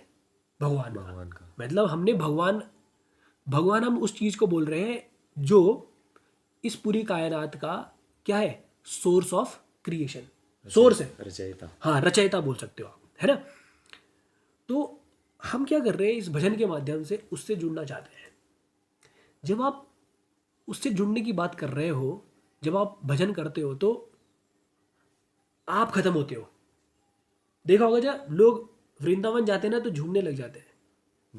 मैं खत्म हो जाता है। हाँ, यही करना है। जब आप झूम रहे हो ना, एक इंसान जब दारू पीता है, अब उससे कहीं पर भी डांस करवा लो, सब खत्म हो गया है कुछ देर के लिए। यही तो खत्म करना है, यही है भजन करने का अर्थ। लेकिन जितना पावरफुल भजन होगा उतनी जल्दी आप ट्रांसेंड कर सकते हो। इसीलिए भजन में कुछ शब्द यूज किए जाते हैं, जैसे राधा राधा, राम राम, कृष्णा कृष्णा, है ना। ये जो जितने भी वर्ड है ना, राम वर्ड को अगर आप प्रोनाउंस करोगे तो जब आप रा बोलोगे ना तो जो वाइब्रेशन होंगे वो कहाँ पर होंगे? मणिपुर पे, नाभि के आसपास। राम जो बना है ना, राम शब्द भगवान का कैसे आया? अब जब मैं जिसको हम ओम बोलते हैं, ओम शब्द की बात करूँगा, तो ओम को हम लोग 3 अक्षरों में देख सकते हैं, एक आ, उ और म। जब आप आ करते हो तो वाइब्रेशन आती है मूलाधार से, सॉरी मूलाधार नहीं, मणिपुरा से, यानी नाभि के पास। फिर जब वो ऊ बनता है तो यहाँ पर से आएंगी कहीं पर, इसका जहाँ पर रिब केज मीट करती है, एक सॉफ्ट सा स्पॉट होता है। फिर जब हो जाता है, मॉब जब करते हैं तो वो वाइब्रेशन यहाँ पर जनरली यहाँ पर फील होती है, पिट ऑफ थ्रोट पे। तो जब आप राम भी प्रोनाउंस कर रहे हो तो ये कुछ वाइब्रेशन ऐसी ही आ रही है। जब आप आम की बात कर रहे हो तो आम में क्या है? सबसे पहले क्रिएशन हो रहा है, ठीक है, कोई चीज़ क्रिएट हुई, आ करा आपने, फिर ये मेंटेन हुई थोड़ी देर तक, उसके बाद ये खत्म हो गई। तो राम शब्द भी ऐसा ही है। राम में पहले क्रिएशन हो रही है, फिर वो थोड़ी देर रुक रही है और मौ में आखिरी में आके खत्म हो रही है। इसी प्रकार से कृष्ण को भी भगवान, कृष्ण नाम का जो शब्द है वो भी भगवान का इसलिए होगा क्योंकि उसमें भी यही सेम क्वालिटीज़ है। जो लोग संस्कृत पढ़े हुए होंगे और उनको अगर थोड़ा तत्वों का ज्ञान होगा तो उनको पता है कि जब हम आ को ख़त्म करते हैं, आ फिर रॉ बनता है, रॉ अग्नि तत्व होता है, कुछ बहुत सारी ऐसी चीज़ें हैं जो आपको फैसिनेट कर सकती हैं। तो ये जो शब्द चूज़ किए गए हैं ये ऐसे ही नहीं किए गए हैं। उनको बेवकूफ़ मत समझ लेना जिन्होंने आरती लिखी। जब मैं बीटेक कर लिया था, शायद एमटेक कर लिया था, उसके बाद मैं और मेरे दोस्त आरती के ऊपर डिस्कशन करते थे कि 2 ही बातें समझ आती थी, या तो ये जिस किसी ने आरती लिखी वो बहुत बड़ा बेवकूफ़ है, जैसे हम कहते हैं ना ओम जय अम्बे गौरी। तो जब हम ये कहते हैं इस आरती में देखना कि हम केवल और केवल क्या कह रहे हैं कि तू ही सब कुछ है ना। तो 2 ही बातें हो सकती हैं, जिसने ये लिखा है वो बहुत बड़ा बेवकूफ़ था या वो बहुत बड़ा विद्वान था। और इन दोनों में सिमिलरिटी हो सकती है। जो बहुत बड़ा बेवकूफ़ होगा ना उस तक भी चीज़ें अपने आप आ जाती हैं, और जो बहुत बड़ा विद्वान है वो विद्वान बहुत बड़ा बेवकूफ़ इन द सेंस वो अपने आप को कुछ नहीं मान रहा है कि तू ही सब कुछ है, मैं कुछ नहीं हूँ। ऐसे में भी सामने वाला आपकी मदद कर देगा। और जो बहुत बड़ा विद्वान है ना वो भी यही कहेगा कि मेरी कोई औकात नहीं है, सोर्स ऑफ क्रिएशन के सामने मेरी कोई औकात नहीं है। ये चीज़ मैंने अभी थोड़े दिन पहले ही रियलाइज़ करी। आप अपने आसपास कोई भी चीज़ देख लो, इनमें से कोई भी चीज़ क्या आपने बनाई है? आप ये कहोगे कि जैसे ये मोबाइल फ़ोन यहाँ रखा है, ये मोबाइल फ़ोन हमने बनाया है, लेकिन ये मोबाइल फ़ोन बहुत सारे पार्टिकल से मिल के बनाया है। क्या उन पार्टिकल्स में से एक भी पार्टिकल आपने बनाया है? नहीं बनाया है ना। इसीलिए भारतवर्ष में ना हमारे सामने कोई भी चीज़ दिख जाए हम उसको बाउ डाउन कर देते हैं, इसीलिए किया जाता है। साइकिल आई ना हमारे पास, हम उसको भी ऐसे बाउ डाउन करेंगे। हर एक चीज़ को हम इसलिए उसके सामने झुक रहे हैं क्योंकि जिस इंसान को पता चल गया ना मेरी कोई औकात नहीं है यहाँ पर इस क्रिएशन में, उसकी आंखों से आंसू ही आएंगी, वो रोएगा कि मैं कब तक कितने समय से मैं बेवकूफ़ी की तरह ज़िंदगी जी रहा था कि मैं हूँ मैं हूँ मैं हूँ। जिस दिन उसको ये रियलाइज़ हो जाएगा ना उसकी आंखों से आंसू ही आने हैं। जो जितना ज़्यादा घमंड में रहेगा वो ऐसा रहेगा, लेकिन जिसको थोड़ा सा रियलाइज़ हो जाएगा वो अपने आप ही झुकने लगेगा, उसकी आंखों से आंसू ही आएंगे, आंसू ही आने वाले हैं। तो ये इतनी सारी चीज़ें हैं, हमको अपने आप को ही ट्रांसेंड करना है। जो भजन हम कर रहे हैं, आप भजन मार्ग को छोटा मत समझना। जो ज्ञान योगी होते हैं ना उनको ऐसा लगता है कि सब बेवकूफ़ है, लिटरली सब बेवकूफ़ है। बट आप यूट्यूब पे प्रेमानंद महाराज जी हैं, उनको सुनना, जब वो बोलते हैं ना तो भाई आंखों से आंसू आने लगते हैं। प्रेमानंद जी महाराज को सुनना आप, वो एक भक्त है, पूरे फुल्ली डिवोटेड है, फुल्ली डिवोटेड। उनके अंदर एक भी घमंड नहीं दिखेगा, कुछ भी नहीं दिखने वाला है। वो भक्त है, लेकिन जब वो बात करते हैं ना कर्म के ऊपर, तो एक ज्ञान योगी भी वही बात करेगा जो प्रेमानंद जी महाराज कर रहे हैं। तो भजन मार्ग सिंपल माइंडेड जो लोग हैं उनके लिए होता है। जो टेक्निकल माइंडेड है ना उसको स्टार्टिंग में भजन मार्ग का पता नहीं चलेगा, लेकिन बाद में जब उसको पता लगने लगेगा ना कि मैं कुछ नहीं हूँ, उसके बाद वो भी उसी चीज़ में रम जाएगा। मुझे ले जाओगे तो मैं पागल हो जाऊँगा। तो हाँ, क्योंकि अब रियलाइजेशन हो रहा है कि भैया यही चीज़ें हम किसी के आगे झुक रहे हैं ना, उसके अंदर भी ये एक उसके पीछे भी एक रीज़न है कि भाई मुझे मेरे को ख़त्म करना है। जो हमारे यहाँ पाँव छूने का रिवाज है ना वो यही है कि मैं को ख़त्म कर रहा हूँ। मैं तो हूँ ही नहीं, सामने जो है वो भी सोर्स ऑफ क्रिएशन ही तो है, इसलिए झुक रहा हूँ उसके सामने। मुझको ख़त्म करना है, जिस दिन ख़त्म हो गए सब कुछ हो जाएगा अपने आप। ये तो सर मैंने भी काफ़ी मतलब फील किया है, रियलाइज़ किया है और कर रहा हूँ फिलहाल, कोशिश जारी है। तो मैं जो था, मैं बहुत टाइम से म्यूज़िक जो था मैं लगातार सुनता था पूरा ओके दिन। ओके, हाँ। टाइम मिला म्यूज़िक, टाइम मिला म्यूज़िक में, मतलब जैसे वेस्टर्न म्यूज़िक हो गया, पॉप म्यूज़िक हो गया, ऐसे कुछ करके। भजन वगैरह तब मैं ज़्यादा नहीं करता था। फिर उसके साथ जब मैं आपके साथ जुड़ा था, डिप्लोमा 3-4 साल हो गए शायद, 3 तो मान के चलते हैं, तब वहाँ से मेडिटेशन शुरू हुआ। फिर वहाँ से सदगुरु को मैं सुनना स्टार्ट किया। तो मेडिटेशन के साथ साथ फिर मैं अभी कुछ टाइम हो गया मैं गया था वृंदावन। तो वृंदावन में मैंने जाके देखा वहाँ पे योगा मंत्र ऐसा कुछ मतलब ज़्यादा उसका नहीं है यूज़। वहाँ पे जो लोग थे ना इंडियन, जितने भी मतलब वहाँ पे फॉरेनर्स वगैरह थे, वो लोग ऐसा लग रहा था बस इन्होंने कर रखा है नशा। हाँ ये है हद से ज़्यादा हाई, भजन कीर्तन पूरे सुर के साथ एकदम। सर मतलब आप अगर वहाँ पे खड़े हो जाओ ना थोड़ी देर, आपको लगेगा कि मैं बस गया, अब मैं यहीं रहूँगा, इनके साथ घूमूंगा, बॉडी अपने आप घूमेगी। तो सर मैंने वहाँ पे एक चीज़ रियलाइज़ करी कि जो चीज़ ये है ना ये मुझे भी करनी है। कि ये लोग इतना एंजॉय कैसे कर रहे हैं, इनको फ़र्क नहीं पड़ रहा है कौन इन्हें देख रहा है, ये कहाँ खड़े हैं, ये बस आंखें बंद करी है और मगन है। पहला गली मोहल्लों में, अभी मैं मंदिरों में गया नहीं हूँ। फिर मैं वहाँ पे गया इस्कॉन टेम्पल में। इस्कॉन टेम्पल के दरवाजे में, गेट में, अंदर भी नहीं बाहर वाले गेट में, जैसे ही मैंने कदम रखा समझ गया था मैं यहाँ आने वाला है मज़ा। वहाँ सर मैं क्या कहते हैं, उसके बाद हमारा प्लान था और भी कहीं जगह जाने का, शाम का टाइम था और वहाँ पे 8-8:30 बजे ज़्यादातर मंदिर बंद हो जाते हैं। वहाँ पे मेरे 4 घंटे पता ही नहीं चला कब गए। महामंत्र का वहाँ पे जाप हो रहा था, हरे कृष्णा। म्यूजिक इतना बढ़िया, सब लोग वहाँ पे खड़े थे, 4 घंटे पता ही नहीं चले कहाँ गए। उस दिन से मुझे समझ आ गया था कि music is the key. Music is a की, म्यूजिक इज नॉट दी की। दी की अ की, हाँ, इज अ ये की, तो है। बट द की वो आपके लिए हो सकती है। जैसे म्यूजिक की बात अभी इन्होंने करी मेरे साथ, जो जिन्होंने चल छैया छैया करके गाना गाया है ना, सुखविंदर नाम है शायद। एक दिन वो कपिल शर्मा शो में आए थे, जैसे उन्होंने वो गाना गाना स्टार्ट करा ना, पहले ही उन्होंने सूर्य ताल लगाए, मेरी आंखों से आंसू आ गए। और ये केवल वो गाना सुनते हुए नहीं, कभी कभी मैं, कोई लड़का जब रैप करता है ना, आंसू आ जाते हैं। क्या कर रहा है ये, क्या है? मतलब ऐसा लगता है कि ये कुछ डिवाइन चीज़ है जो ये कर रहा है। फिर अभी थोड़े दिन पहले कपिल कपिल शर्मा शो ही देख रहा था मैं, उस पर कपिल ने गाना स्टार्ट किया, भाई आंखों से आंसू। मुझे पता है, मतलब अगर मेरे सामने कोई होगा मैं रोने लगूंगा तो थोड़ा सा ऑड फील होगा, तो मैंने वो रोक लिया। बट अगर मैं कभी अपने कमरे में होता हो जाता है तो क्या है, रो दो भाई।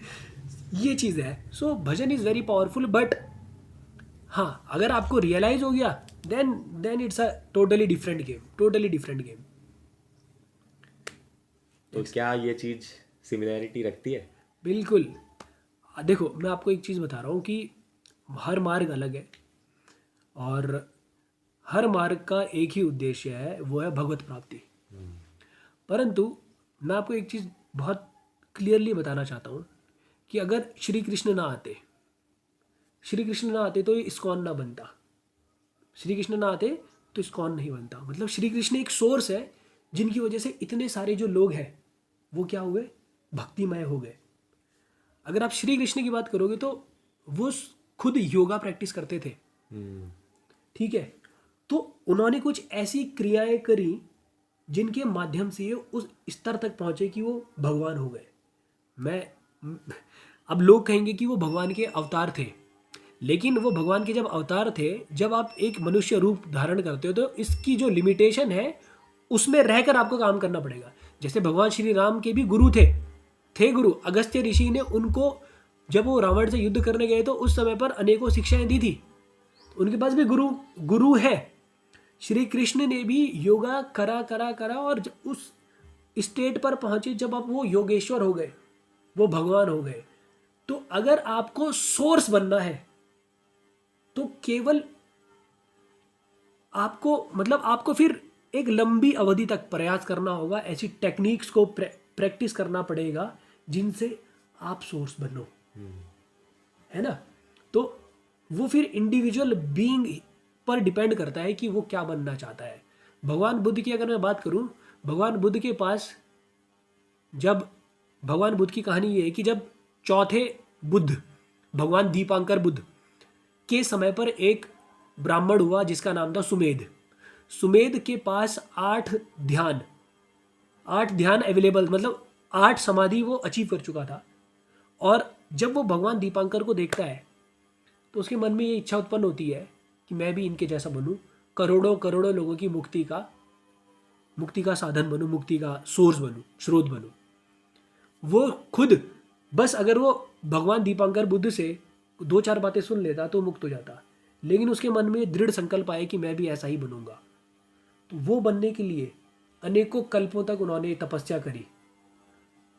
भगवान दीपांकर बुद्ध शायद चौथे बुद्ध थे, और भगवान बुद्ध, गौतम बुद्ध, ये थे 28वें। तो इनके बीच में कितने बुद्ध आए? 23, ठीक है? 23 बुद्ध आए, उसके बाद ये बने आकर बुद्ध। तो अगर आपको सोर्स बनना है तो आपको अपने पर काम करना पड़ेगा। वो आप चूज करें कि मैं केवल अपने लिए ही काम करूं या विश्व कल्याण के लिए काम करूं।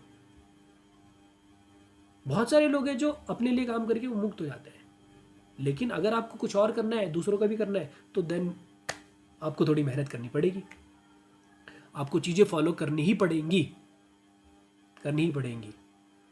अपने आप को स्ट्रांग बनाने के लिए साधना करनी पड़ेगी। साधना, तपस्या, प्रैक्टिसेस, हाँ, ये सब अलग अलग चीज़ें हैं, बट ये एक ही तरफ आपको लेके जाती है। वो अगर आप प्रेमानंद जी महाराज को सुनेंगे तो वो भी सामर्थ्य की बात करते हैं। सामर्थ्य होना आवश्यक है। वो उन्होंने 20-30-40 साल, जितने भी साल उन्होंने तपस्या करी, क्या करा उन्होंने?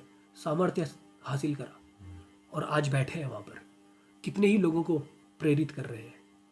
तो उन्होंने काम किया अपने लिए। जब अपने आप पे काम किया तो पूरी दुनिया के लिए वो बन गए सोर्स। तो ये जितनी भी चीज़ें हैं, इनको हम स्पिरिचुअलिटी से कंपेयर कर सकते हैं? ये सब ही तो आध्यात्म है।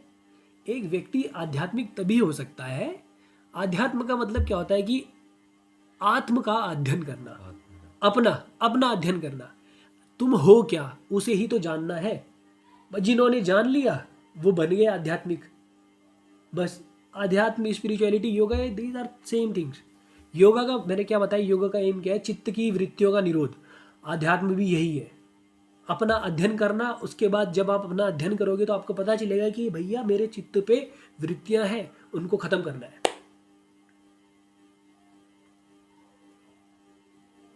Got it?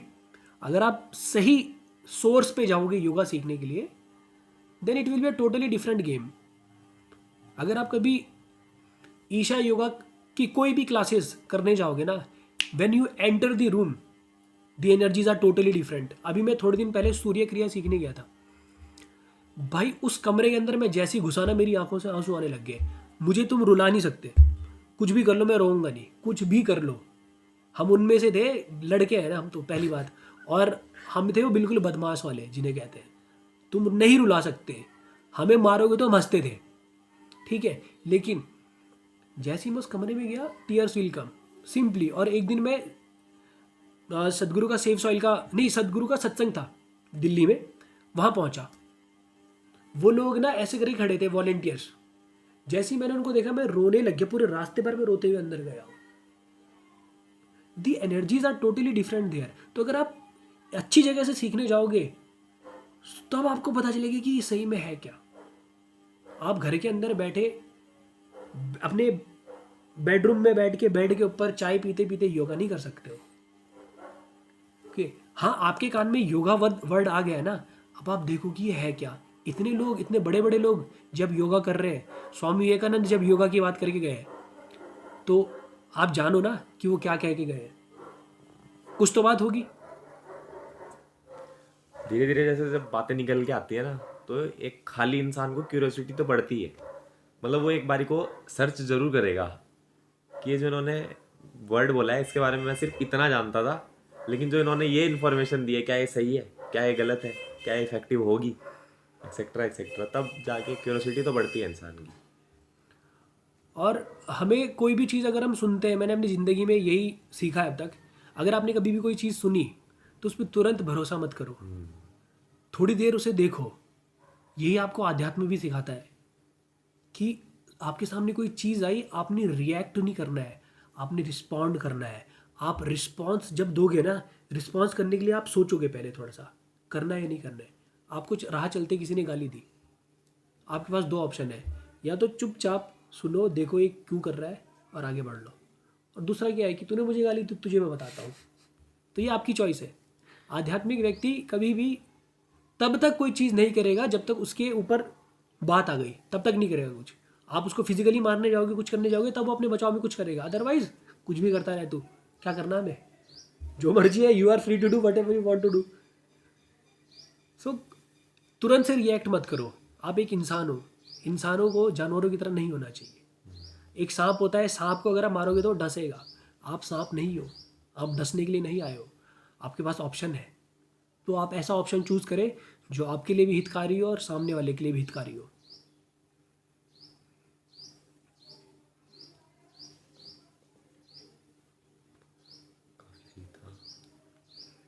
तो अब जैसे बात करते हैं वाइब्रेशंस, वाइब्रेशन, जिसको आज के टाइम में एक टर्म होती है जिसको बोलते हैं वाइब्स।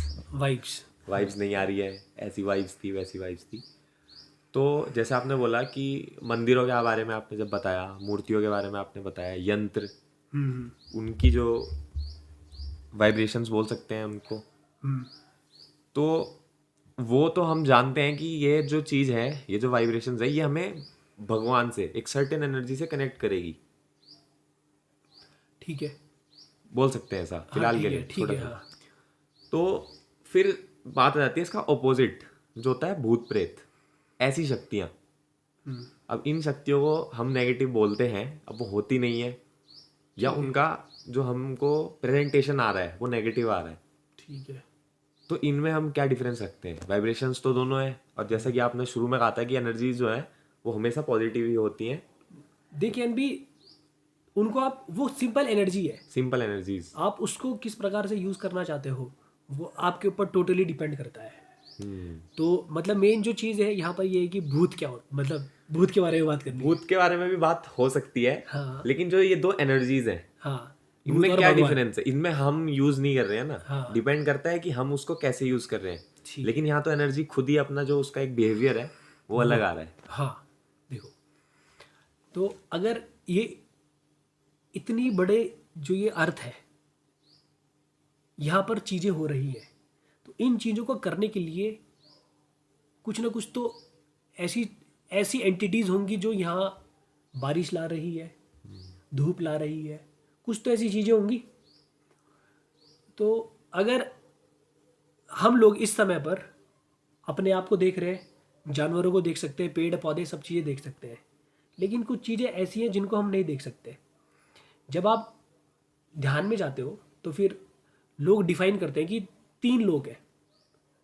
एक हो गया जिसे हम कहते हैं, अगर भगवान बुद्ध की टर्मिनोलॉजी की बात करें तो एक हो गया ब्रह्मलोक, उसके बाद आ गया हमारा कामलोक, और इसके बाद एक और होता है जिसे हम कहते हैं नरक। ठीक है, मतलब सिंपली अब ऐसा समझ लो, there are 31 planes of existence. तो यहाँ पर अलग अलग लेवल के बीइंग्स रहते हैं।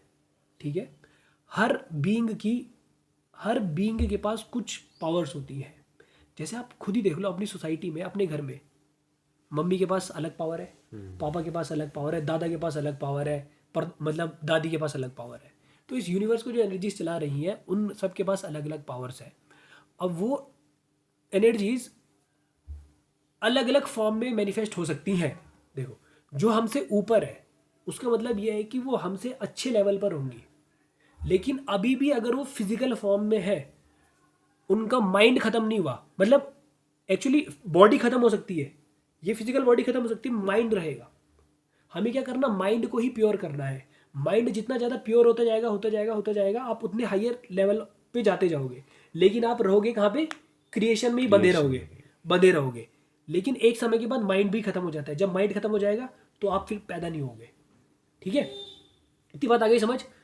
तो इसमें मतलब आप ऐसा कह रहे हो कि माइंड जो है उसको क्या हम आत्मा बोल सकते हैं? आ, मैं ऐसे देखो, ऐसा समझो कि जब जब किसी की डेथ होती है तो ये शरीर यहाँ रह जाएगा, इससे कुछ चीज़ बाहर निकल जाएगी। बाहर निकल जाएगी। निकल जाएगी।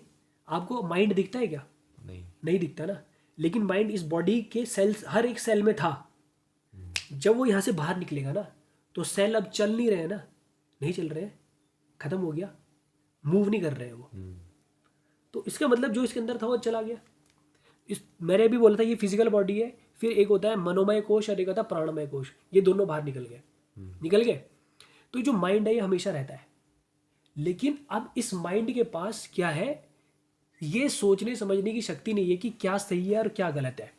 ये डिफ्रेंशिएट नहीं कर पाता है। तो इस समय पर इस अवस्था में ये गया होगा, या फिर जो इसका नेचर होगा, गुस्सा रहना इसका नेचर था, दूसरों को डराना इसका नेचर था, ये अपने नेचर के साथ जाता है। तो फिर जैसे ही वो आपके साथ कांटेक्ट में आएगा तो वैसी एनर्जी रिलीज करेगा।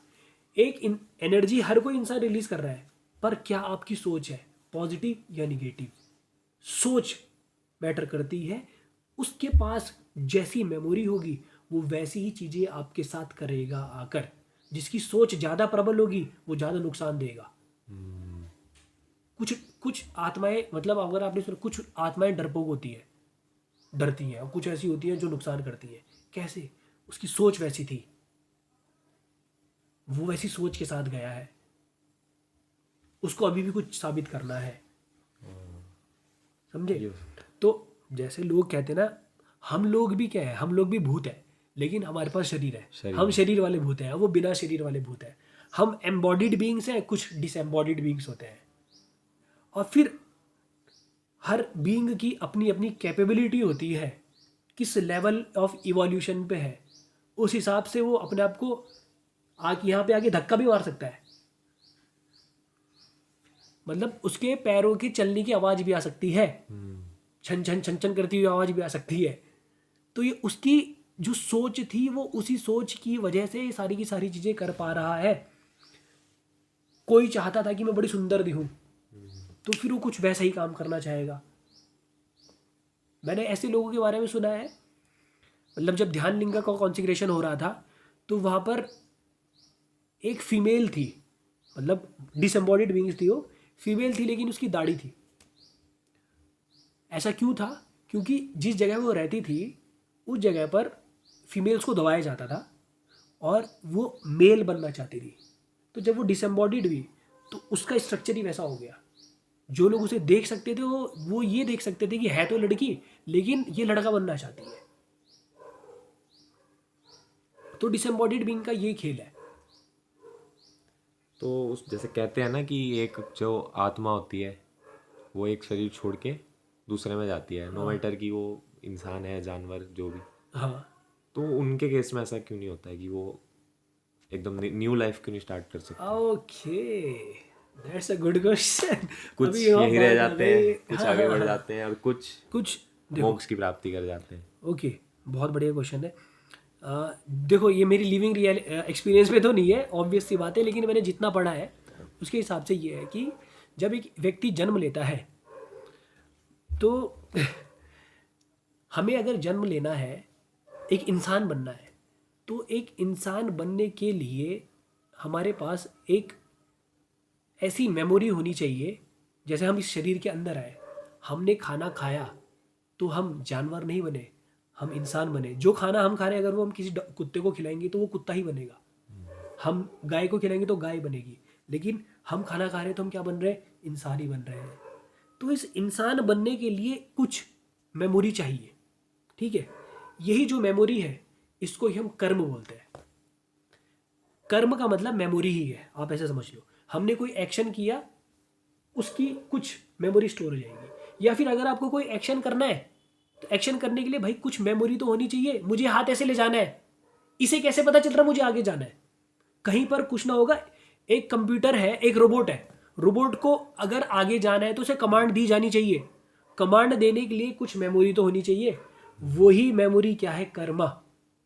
ठीक है, अब कर्म को दो भागों में बांटा गया है। एक होता है संचित कर्म और एक होता है प्रारब्ध। संचित का जो पार्ट पक गया उसको हम प्रारब्ध कहते हैं। मेमोरी है लेकिन अभी ये मेमोरी पकेगी, ग्रो होगी और ग्रो होने के बाद ये मेमोरी अब अपने आप को रिफाइन कर लेगी कि अच्छा मुझे अब जानवर बनना है, अब यहाँ से निकलती हूँ। समझ रहे हो? तो ये वहाँ से फिर जो भी फॉर्म इसको बनना होगा यहाँ से लेकर आएगी। इसे इवोल्यूशन ही बोल रहे हैं। तो memory always is there. Karma is the basis of creation. ये बोला जाता है कि जो प्योर इंटेलिजेंस है, प्योर इंटेलिजेंस उसमें से एक पार्ट होता है मेमोरी, वो बाहर निकल कर आता है, यही कर्मा होता है। ठीक है, प्योर इंटेलिजेंस का एक पार्ट है मेमोरी। यही मेमोरी अब अपने आप को ऐसा दिखाएगी कि मैं ही प्योर इंटेलिजेंस हूँ, लेकिन ये प्योर इंटेलिजेंस नहीं है। प्योर इंटेलिजेंस का एक पार्ट होता है मेमोरी, वही बाहर निकला और इसने ही क्रिएशन करी। इसी को हम कर्मा बोलते हैं। यही है कर्मा, मेमोरी ही है। आप देखो ना, अगर इस हमारी सोलर सिस्टम के अंदर अर्थ ऐसे सन के अराउंड घूम रही है, ये भी कर्मा ही है एक तरीके से। कुछ लॉज है जिनके हिसाब से ऐसे चल रही है। तो हर बीइंग की अपनी अपनी स्टेट ऑफ इवोल्यूशन होती है, जिसकी वजह से वो कोई जानवर बनता है, कोई चिड़िया बनता है, कोई इंसान बनता है। कंजर्वेशन ऑफ एनर्जी इवोल्यू बोल सकते हैं या नहीं? कंजर्वेशन ऑफ एनर्जी का क्या मतलब है यहाँ पर? कंजर्वेशन एनर्जी का अगर हम बहुत ही ज़्यादा उसको सिंपल कर दें हाँ तो कंजर्वेशन ऑफ एनर्जी हम ये बोल सकते हैं कि एक एनर्जी हाँ अपनी फॉर्म से हट के अब वो किसी दूसरी एनर्जी फॉर्म में आ चुकी है। हाँ। तो फिर उससे हम जो आपने अभी बताया उसका हम ये भी निकाल सकते हैं, मतलब कि एनर्जी जो है वो मेमोरी भी स्टोर कर सकती है। आ, या स्टोर नहीं कर सकती है ये लेकिन सेम है। ट्रांसफर तो कर सकती है। ये सेम, हाँ। मतलब जब आप एनर्जी ट्रांसफर की बात कर रहे हैं ना, तो जैसे सन है, सन से एनर्जी किस फॉर्म में आ रही है? हीट की फॉर्म में आ रही है, रेज। है ना, हीट की फॉर्म में आ रही है। उसके पास मेमोरी है या नहीं है? हीट है ना उसकी हीट है, वो मेमोरी उसकी ही है। कैरेक्टरिस्टिक है ना वो। हाँ, जो एनर्जी की कोई ना कोई कैरेक्टरिस्टिक होगी ही, क्योंकि जो एनर्जी निकल कर आई है ना वो कुछ मेमोरी के साथ आई है, अपने साथ साथ ही लेकर आई है। तो जो एनर्जी, मतलब मैं सही कह रहा हूँ, एनर्जी अगर किसी दूसरी फॉर्म में कन्वर्ट हो रही है लेकिन मेमोरी कन्वर्ट नहीं हो रही है। नहीं, आप मेमोरी को भी कन्वर्ट कर सकते हैं, मतलब इसको इवोल्यूशन बोलेंगे। हम बच्चे थे लेकिन धीरे धीरे बड़े हुए, अब हम जो हमने पास्ट में काम किए थे उनसे हम ऊपर उठ रहे हैं, तो ये इवोल्यूशन हुआ। और इवोल्यूशन में होता है क्या है कि एक मच्छर है, मच्छर इसके बाद जो उसकी अगली योनि है उसमें ही जाएगा। हाँ, फिर मैंने क्या बताया था, हम प्रारब्ध कर्मा पे थे। तो अगर कोई मर जाता है, उसके प्रारब्ध कर्म अगर अभी बचे हैं, एंड जैसे आप लोगों ने ओम शांति मूवी देखी है शाहरुख खान की, हाँ हाँ। ओम शांति ना उसका नाम, जब आग लगती है वहां पर, वो दीपिका पादुकोण को देखने गया होता है, वहां अंदर अर्जुन रामपाल आग जला देता है। तो फिर वहां जब कुछ बम ब्लास्ट होता है तो ये पीछे उड़ के गिरता है शाहरुख खान और एक गाड़ी से टकरा जाता है, वो मर जाता है। मरते ही इसकी आत्मा निकलती है, उस गाड़ी के अंदर एक फीमेल बैठी रहती है, उसके पेट में जाके ये चला जाता है। इसको मैं यहाँ से ऐसे समझाना चाहूँगा कि अगर अभी आपके प्रारब्ध कर्मा बचे हुए हैं, प्रारब्ध कर्मा बचे हुए हैं, तो जो मेमोरी, जो उसको अगर कोई वूम्ब मिल गई, कोई कोख मिल गई, तो वहाँ घुस जाएगा। प्रारब्ध अगर अभी बचे हैं तो वहाँ जाके बच्चा बन जाएगा। लेकिन अगर उसे कोई वूम्ब नहीं मिला, ढूंढेगा पहले। जैसे आत्माएं भटकती हैं ना, वो क्यों भटक रही है? क्योंकि अभी प्रारब्ध बचे हुए हैं।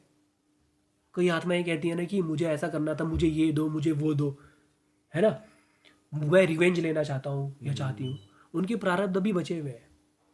वो प्रारब्ध जब तक बचे हुए होंगे तब तक वो घूमती रहेगी, लेकिन जब प्रारब्ध खत्म हो जाएंगे तब वो घूमेगी नहीं। अब वो समय लेगा, जो संचित है वो संचित अब फिर से प्रारब्ध बनेंगे, फिर वो जन्म लेगा। लेकिन ये जो संचित है उनको भी खत्म किया जा सकता है। योगा का पूरी यौगिक जो साइंस है, उसका सारा का सारा एफर्ट ये है कि कर्मों को खत्म करना, ताकि आप दोबारा जन्म ना लो। कर्मों से ही मुक्ति योग दिलाता है। कर्मों का खेल है सारा। हाँ, कर्मा, मेमोरी, ये सब चीज़ें एक ही है, एक ही है। तो इससे ये भी बोल सकते हैं हम कि भूत प्रेत होते हैं। हाँ हाँ, मैंने वही बोला ना कि हमारे पास बॉडी है, उनके पास बॉडी नहीं होती है। नहीं होती है। तो जैसे ये योगा वगैरह का हम उनको क्यों नहीं वो करते प्रेफर? किनको? जैसे कोई आत्मा है, हाँ वो आपसे बात करने की कोशिश कर रही है। हाँ जैसे आपने वो देखा होगा, वो ऊइजा बोर्ड होता है एक, जिसमें लेटर्स होते हैं। हाँ वो फिर ऐसे करके वो घुमाते हैं, बोलते हैं कोई है, फिर यस नो का जवाब आता है। तो वहां से हम उनको इतना तो याद रहता है कि मुझे रिवेंज लेना है, तो उनको इतना भी तो याद रहना चाहिए कि हम योगा कर सकते हैं, ये जो हमारे साथ हो रहा है हाँ हाँ, ये और ना हो। उनके लिए फिर अलग मेथड्स होते हैं। एक्चुअली वो अभी एनर्जी फॉर्म में है, उसके पास बॉडी नहीं है। तो इस एनर्जी फॉर्म को हमने ख़त्म करना है, मुक्त करवाना है। उसके पास जो मेमोरी है उससे मुक्ति दिलानी है। तो हम इसके सामने एक ऐसी एनर्जी फॉर्म लाएंगे जो इसे ख़त्म कर सकती है, जला सकती है, भस्म कर सकती है। तो फिर ऐसे लिए बड़े बड़े टेम्पल बनाए जाते थे। और भारतवर्ष में जो बहुत पावरफुल टेम्पल्स होते थे, उनके आगे एक इमली का पेड़ होता था। इमली का पेड़ इसलिए होता है कि इमली का पेड़ एक ऐसा पेड़ होता है जिसमें रात्रि के समय जो ऑक्सीजन की मात्रा होती है बहुत कम होती है, ऑक्सीजन छोड़ता नहीं है। और जो डिसएम्बॉडीड बीइंग्स होते हैं वो एक ऐसी जगह ढूंढना चाहते हैं जहाँ पर डिस्टर्बेंस बहुत कम हो। आपने देखा होगा कोई पुराना खंडर वाला मकान होगा, वहाँ भूत प्रेत होंगे, होता है ना। जिस घर में कोई नहीं रहता वहाँ भूत प्रेत होंगे। तो ऐसी जगह चाहते हैं जहाँ पर कोई मूवमेंट नहीं है। तो इमली के पेड़ में मूवमेंट नहीं होती, तो इमली के पेड़ पे लटकते हैं। और जब वो उस एनर्जी फॉर्म के आगे रहेंगे तो ये अपने आप थोड़े समय के बाद इनके कर्म बंधन कटते जाएंगे, कटते जाएंगे, कटते जाएंगे, और ये मुक्त हो जाएंगे। जो ध्यान लिंग का टेम्पल है उसके आगे एक इमली का पेड़ है। वो इमली का पेड़ इसलिए लगाया गया है। और वो जो डिसएम्बॉडीड बीइंग्स हैं वो उस टेम्पल के अंदर नहीं घुस सकते, क्योंकि एक अलग एनर्जी क्रिएट करी गई कि डिसएम्बॉडीड बीइंग अंदर नहीं आ सकते। उनको योगा की जरूरत नहीं है। देखो, योग हमारे लिए जरूरत है। हम इस बॉडी को यूज करके हम अपनी एनर्जीज को राइज कर सकते हैं। फिजिकलिटी की जरूरत पड़ेगी योगा के लिए।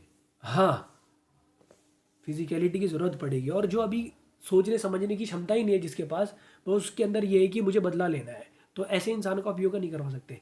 ऐसे इंसान के सामने बस हम कुछ उसके लिए कुछ अलग प्रोसेस कर सकते हैं जिसकी मदद से मुक्त हो जाए। भारतवर्ष में हम क्या करते हैं, मरने के बाद हम लोग तर्पण देते हैं या बहुत सारी चीज़ें करते हैं। जब एक व्यक्ति मरता है उसका अंतिम संस्कार किया जाता है, चेंज ऑफ एनर्जी, दोबारा से तो वही बात आ उसके लिए जाती हम क्या कर रहे हैं, उसके लिए हम क्या कर रहे हैं, उसको वो भटके ना, इसीलिए क्या कर रहे हैं, उसके लिए कुछ प्रोसेस कर रहे हैं कि मुक्त हो जाए। मैंने बोला ना, भारत में होने वाली जो एक एक चीज़ है, एक एक चीज़, उसके पीछे साइंस है, टोटल साइंस। और ये वाली साइंस नहीं, वो विज्ञान है, विशेष ज्ञान। विज्ञान का मतलब विशेष ज्ञान। ये विशेष ज्ञान उन्हीं लोगों के पास होगा जिन्होंने कुछ रियलाइज़ किया होगा, जिन्होंने जीवन को देखा होगा कि ये है क्या, समझने की कोशिश करी होगी, जिन्होंने ये नहीं सोचा होगा कि मैं इनके ऊपर राज करूँगा। पर सर आज के टाइम में ये हो रहा है ना, अब जैसे वेस्टर्न कल्चर बढ़ता जा रहा है, उनकी साइंस हमारी साइंस तो खैर ख़त्म ही कर दी इन्होंने जब इनका राज था।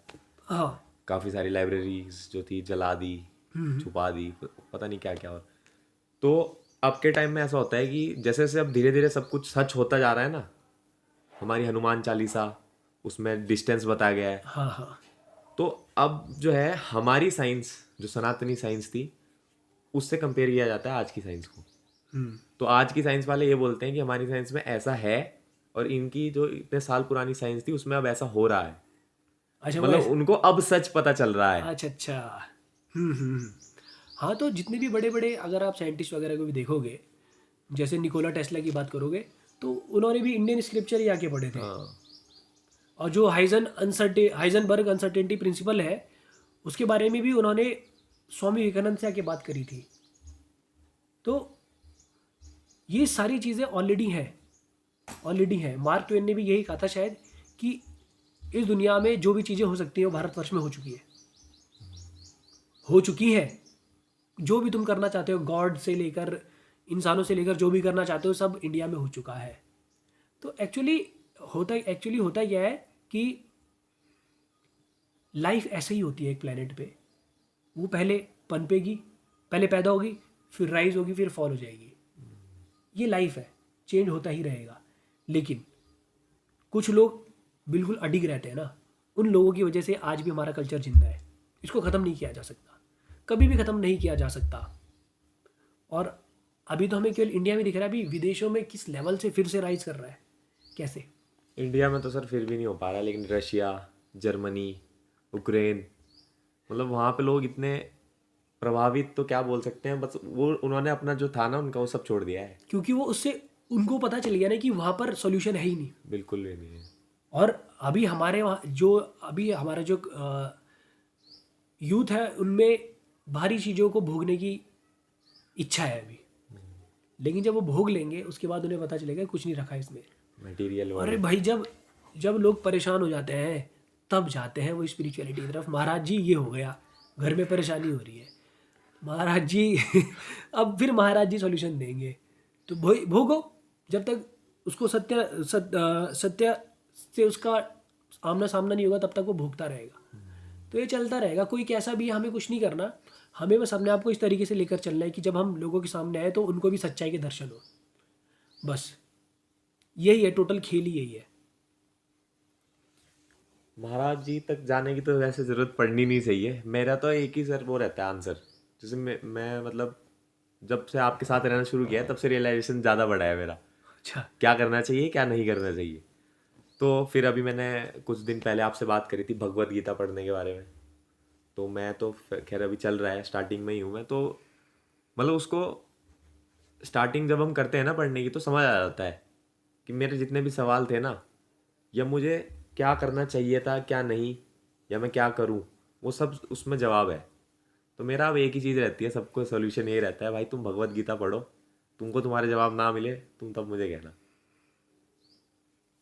एब्सोल्यूट ट्रुथ जिसे कहते हैं, किसी की मत सुनो आप। अगर आपको ऐसा लगता है कि क्या वो सही बताएगा क्या वो सही नहीं बताएगा, या किसी ने कुछ ऐसी प्रैक्टिस बताई है जो आपसे नहीं हो पा रही है, कि यार मैंने पूरी कोशिश करी है लेकिन यार फिर भी बात तो वहीं की वहीं अटक गई है।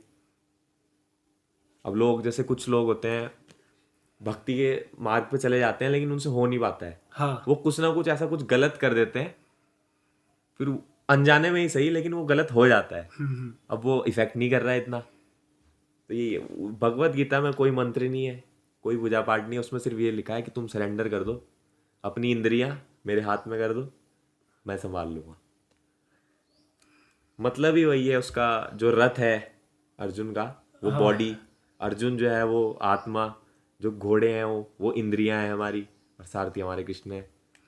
बट ये डिपेंड करता है कि हम लोग किस लेवल ऑफ इवोल्यूशन पे है। हाँ।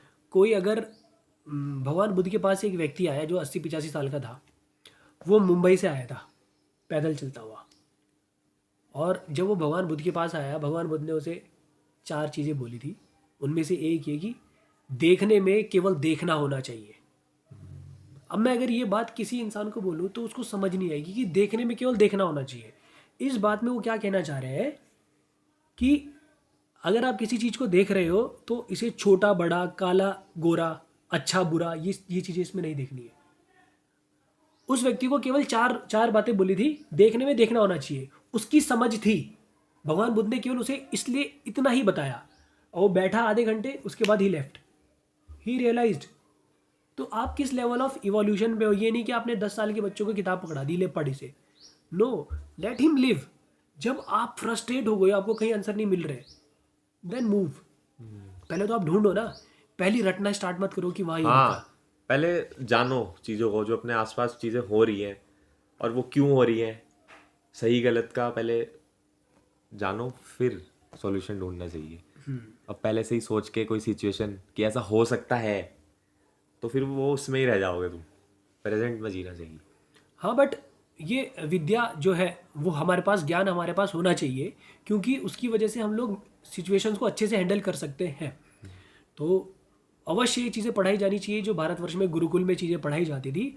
ऑब्वियसली पढ़ाई तो होनी ही चाहिए, हम किसी भी स्क्रिप्चर के अगेंस्ट नहीं है। ऑब्वियसली हम लोगों को पढ़ना चाहिए। जिन लोगों, अधिकतर लोग ऐसे होते हैं जिनको टीचिंग की ज़रूरत होती है। मैक्सिमम 98 to 99% लोग ऐसे होते हैं जिन्हें टीचिंग की ज़रूरत होती है।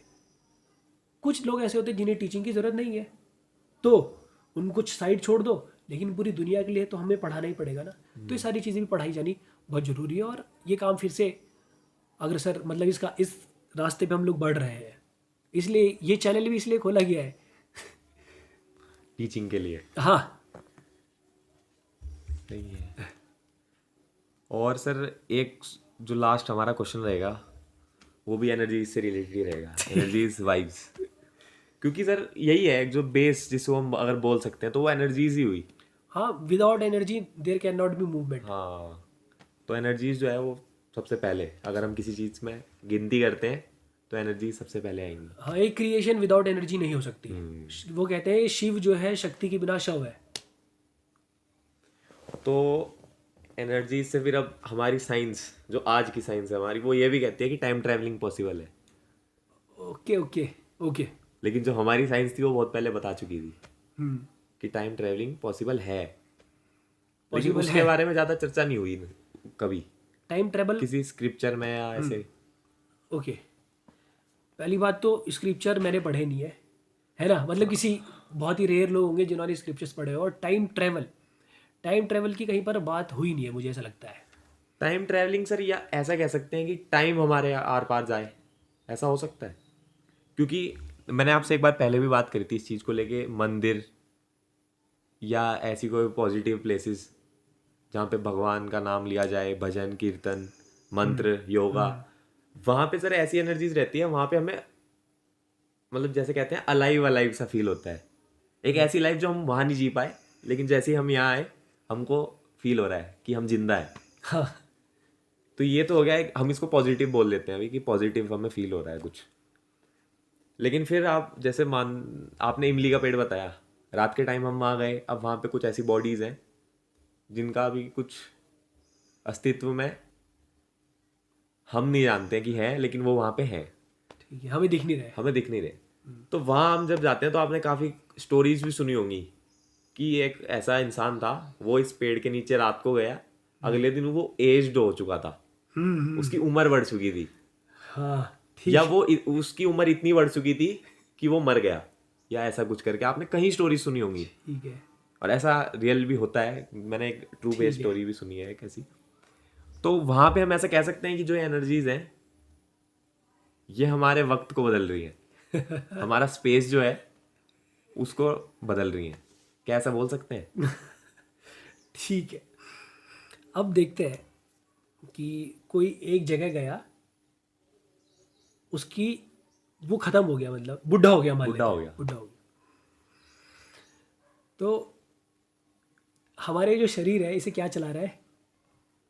एनर्जी चला रही है। एनर्जी चला रही है। अगर मैं कोई इंसान 2 महीने तक बीमार रहा, बीमार होने के बाद जब आप उसको देखोगे तो क्या बोलोगे? खत्म हो गया तू तो, है ना? हो गया। अब इस शरीर में जो एनर्जी फ्लो कर रही थी उसको मैंने, वो फ्लो ही नहीं हो पाई, तो ये ग्रो नहीं हो पाएगा। अब जब उस पेड़ के नीचे बैठे, वहाँ पर कुछ ऐसी एनर्जीज हैं, या आप ऐसा समझ सकते हो कि वैक्यूम है, वो तुम्हारी सारी एनर्जी खींच लेगा। अरे वो तुम्हारी सारी एनर्जी खींच लेगा तो ये तो ख़त्म हो जाएगा ना शरीर। तो वो लोग ये एनर्जीज खींच ले रहे हैं, जब वो ये एनर्जीज खींच लेगा तो ये ख़त्म हो जाएगा। अब अगर हम किसी मंदिर में गए, वहाँ पर हमारी एनर्जीज राइज हो रही है और वहाँ पर हमारी एनर्जीज कोई खींच ले रहा है। जब खींच लेगा तो मैं तो ख़त्म ही हो जाऊँगा, बचूंगा ही नहीं। सिंपल सी बात ये है। जब तक वो लड़ सकता था वो लड़ा, जब तक वो लड़ सकता था लड़ा, क्योंकि उसने टाइम लिया ना कि नहीं, मैं नहीं जाने दूंगा। वो लड़ा जब तक वो लड़ सकता था, तो उसके शरीर ने उस चीज़ से लड़ता रहा, लड़ता रहा। लेकिन जब उसकी लड़ने की क्षमता खत्म हो गई, अब वो शरीर से निकल गया। तो मतलब ये कह सकते हैं फिलहाल के लिए यहाँ पे टाइम का कुछ लेना देना नहीं है। यहाँ पर टाइम का कोई लेना देना नहीं है। यहाँ पर कैसे हो सकता है टाइम का लेना देना? टाइम का कोई लेना देना ही नहीं है। हाँ, हम लोग पर जैसे एनर्जीज, अगर मान लो एनर्जी एक्सट्रैक्ट हो गई किसी बॉडी से, तो फिर भी एक जो फिजिकल बॉडी है वो कितना ही रेजिस्ट कर लेगी? फिजिकल बॉडी थोड़ी रेजिस्ट करती है। मतलब एजिंग को कह रहा हूँ ना मैं, जैसे एज करते हैं तो कुछ अलग दिखती है फिजिकल बॉडी, जवान होते हैं तो कुछ अलग दिखती है। इस बॉडी को आपने, अगर हम इसे जैसा रखना चाहते हैं वैसा रख सकते हैं, लेकिन उसके लिए फिर हमें हमारी एनर्जीज के ऊपर मास्टरी होनी चाहिए। अगर आपकी एनर्जीज के ऊपर मास्टरी है, जैसे अ, त्रैलंगा स्वामी थे, त्रैलंगा स्वामी, वो 350 साल जिए थे। महाअवतार बाबा जी के आपने नाम सुना होगा। महाअवतार बाबा जी लगभग 2-2.5 हज़ार साल पुराने हैं, लेकिन अभी भी अगर वो कभी प्रकट होते तो एक युवा की तरह रहते हैं। एनर्जीज के ऊपर मास्टरी है। तो अगर आपको एक बहुत लंबी लाइफ जीनी है, तो जो मूलाधार चक्र है उसके ऊपर काम किया जाता है। मूलाधार बहुत स्टेबल होना चाहिए, तब आप एक, हमारा शरीर बिल्कुल पत्थर जैसा हो सकता है, मतलब इसको कुछ नहीं होगा, कुछ भी नहीं होगा। बहुत योगी हुए, सदगुरु के गुरु श्री पलानी स्वामी त्रेय जी जो है, उनका, उनकी लाइफ के ऊपर है वो, मतलब उनके इनकारनेशन के ऊपर है, तो उसमें पलानी स्वामी का नाम भी आता है। और पलानी स्वामी उस जगह पर बात कर रहे होते हैं कि अब जिस शरीर में वो रह रहे हैं वो 300 साल पुराना हो चुका है, अब इसे छोड़ने का समय आ गया है। तो आप इस शरीर को जैसा रखना चाहते हो वैसा रख सकते हो।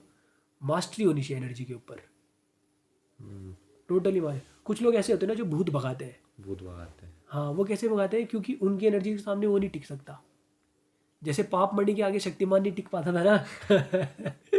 तो भले ही निगेटिव वो है एग्जाम्पल, ये ऐसा ही है, बिल्कुल ऐसा ही है। और मैं आपको एक चीज़ अभी बता देता हूँ कि भगवान बुद्ध ने कहा था कि माइंड ही हर चीज़ है, माइंड ही हर चीज़ है। मैं ये इतनी सारी बातें इसलिए बोल रहा हूँ ताकि कॉन्सेप्ट क्लियर हो। आपके सामने कभी कोई चीज़ आए ना, आप डर के ना भागो। आप लड़ोगे, आपका कॉन्सेप्ट क्लियर है, क्या कर लेगी मेरा ये? कुछ नहीं कर पाएगा। इसके पास तो शरीर भी नहीं है, मेरा क्या करेगा ये?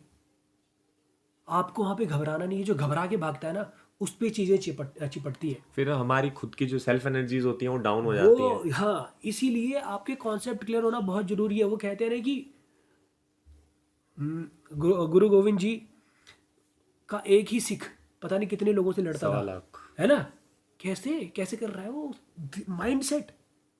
अगर आप मेजर राजीव हैं, उनको सुनोगे, राजीव मेनन, हाँ, तो यूट्यूब पे बहुत फेमस है आजकल वो, उनको सुनोगे, वो ये कहते हैं everything is mind, everything is mind. मेरा एक स्टूडेंट है, अभी वो 2020 से 21 का पास आउट है। वो पहले उसने एसएसबी क्लियर करी, अब पहले उसकी ट्रेनिंग हुई, कर्नल बना, लेफ्टिनेंट कर्नल बना, उसके बाद उसने कमांडर की ट्रेनिंग करी। वो कहता है कि सर वहाँ पे हमारे माइंड के जितने भी बैरियर्स थे सब तोड़ दिए। वो कह रही, उस समय हम 3rd या 4th फ्लोर पे थे। उसने कहा कि अगर मुझे अभी यहाँ से कूदने के लिए बोलोगे मैं कूद जाऊँगा। वो बोलता है पैर टूट रहा है ना, 50 किलोमीटर हम टूटे हुए पैर में दौड़े हैं, हड्डियाँ टूटी है फिर भी दौड़े हैं। अरे डेविड गॉगिन्स का नाम सुना है? कैसे वो 100 किलोमीटर दौड़ गया एक आदमी बिना रुके। एक दिन मैं भी लगातार 1 घंटे दौड़ा हूँ बिना रुके। Everything is here. माइंड, सारी एनर्जी जो है वही यहाँ से एक्सट्रैक्ट करी जा सकती है। आपका माइंड सेट बहुत तगड़ा होना चाहिए, बहुत ही ज़्यादा पावरफुल होना चाहिए। माइंड बहुत ज़्यादा पावरफुल होना चाहिए। अगर ये पावरफुल रहेगा आप घबराओगे नहीं किसी भी स्थिति में। ये बहुत ज़्यादा ज़रूरी है।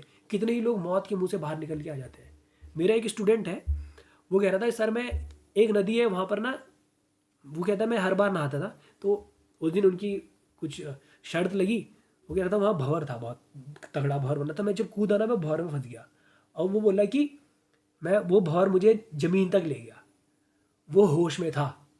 उसने कहा, उसके दिमाग में ये था कि देख मरना तो है ही, लास्ट बार ट्राई कर लेता हूँ। उसने ज़मीन ढूंढी, ज़मीन में प्रेशर मारा, फिर ऊपर उठ के आ गया। बोला सर मैं मतलब मर ही गया था, बस मैंने लास्ट टाइम ट्राई किया और मैं आ गया ऊपर को उठ के। सो ये क्या है, केवल माइंड सेट है। माइंड सेट बहुत तगड़ा होना चाहिए। 10 है ना, कोई नहीं, सर कोई बात नहीं। माइंडसेट में तो सबसे पहली चीज़ ये होती है कि जो मैं हूँ ना वो तो पहले ख़त्म ही हो जाना चाहिए। क्योंकि मैं जब होगा तो उसमें फिर कई चीज़ें आ जाएंगी कि मुझे चोट लग सकती है, हाँ मेरे साथ ये हो जाएगा। वो तो सर होना ही नहीं चाहिए। और जहाँ तक मेरे को अपना लगता है ना, उसको आज की डेट में या तो फिर ऐसे कह सकते हैं कि ये बहुत ज़्यादा केयरलेस है। हाँ केयरलेस एक वर्ड है जो सिर्फ और सिर्फ डिस्क्राइब नहीं कर सकते, हम बोल सकते हैं एज एन एग्जाम्पल। अभी हम घूमने गए थे कुछ दिन पहले, ये मेरे दोस्त का बर्थडे था, हम उसको सेलिब्रेट करने गए थे पहाड़ों में। तो मौसम ऐसा ही हो रहा है आजकल बारिशों वाला, तो कोहरा और बारिश इतनी तेज़ आई और हम थे घर से 40-50 किलोमीटर दूर। अब हमें जाना भी घर था, पत्थर गिर रहे हैं इतने बड़े बड़े, सैलाब आ रहा है, पानी गिर रहा है, हमें कोई मतलब नहीं, हमें बस घर जाना है। पत्थर गिर रहा है नहीं गिर रहा है वो उससे हमें कोई मतलब नहीं है, चोट लगेगी ज़्यादा ज़्यादा मर जाएंगे चलो वहाँ पे। और सर जैसे कुछ जब दोस्तों का ग्रुप रहता है ना तो वो हंसी मजाक में निकल जाता है। घर आके पता चला कि हर मोड़ पे जो थी वो मौत थी, हर मोड़ पे। और हम क्या कर रहे थे, हम एक दूसरे को देख के हंस रहे थे। तो वहाँ पे ये रहता है ना सर, जहाँ पे माइंडसेट रहता है वहाँ पे स्ट्रेंथ तो अपने आप आ जाती है। और फिर जब स्ट्रेंथ आ जाती है ना सर, तो फिर वो सीरियसनेस जो है ना वो खत्म हो जाती है। ये चीज़ तो मैंने नोटिस करी है कहीं। अब वो चाहे स्ट्रेंथ फिजिकल हो या मेंटल हो। सारी जो एनर्जीज आती है ना वो केवल हमारे डिटर्मिनेशन से ही आती है। ये फिजिकल बॉडी को माइंड ही चला रहा है। बट अपनी लाइफ को रिस्क पे मत लेना, ठीक है? ये ऐसा नहीं कभी नहीं करना करना है। है। हाँ, अवेयरनेस लेवल आपकी होनी चाहिए, क्योंकि ये जो बॉडी मिली है ना, ये मिलना भी अपने आप में एक वरदान है। भगवान, मतलब ऐसा तो बड़े बड़े जो बीइंग हुए सब यही कहते हैं, 84 लाख योनियों के बाद ये मिलता है शरीर। आप इसको ऐसे नहीं खोओगे, नहीं खोना है इसको। You have to utilise this, वरना अगली बार पता नहीं किस रूप में आओगे। So any more question? नहीं, ओके, आई होप कि आप लोगों को ये सेशन अच्छा लगा होगा और बहुत सारे डाउट्स क्लियर होंगे। तो अगर आपके कोई क्वेश्चन हो तो कमेंट सेक्शन में कमेंट कर सकते हैं। अगर आप कोई और अगला पॉडकास्ट भी चाहते हैं तो कमेंट सेक्शन में कमेंट कर दीजिएगा। और कोई और ऐसा इच्छुक व्यक्ति है जो मेरे साथ पॉडकास्ट करना चाहता है, मोस्ट वेलकम, हम मिलके पॉडकास्ट करेंगे। और चाहे फिर वो कोई भी हो, बट आपके पास सवाल जेन्युइन होने चाहिए, आपके अंदर जानने की इच्छा होनी चाहिए। पक्का हम लोग पॉडकास्ट करेंगे। ओके, नमस्कार।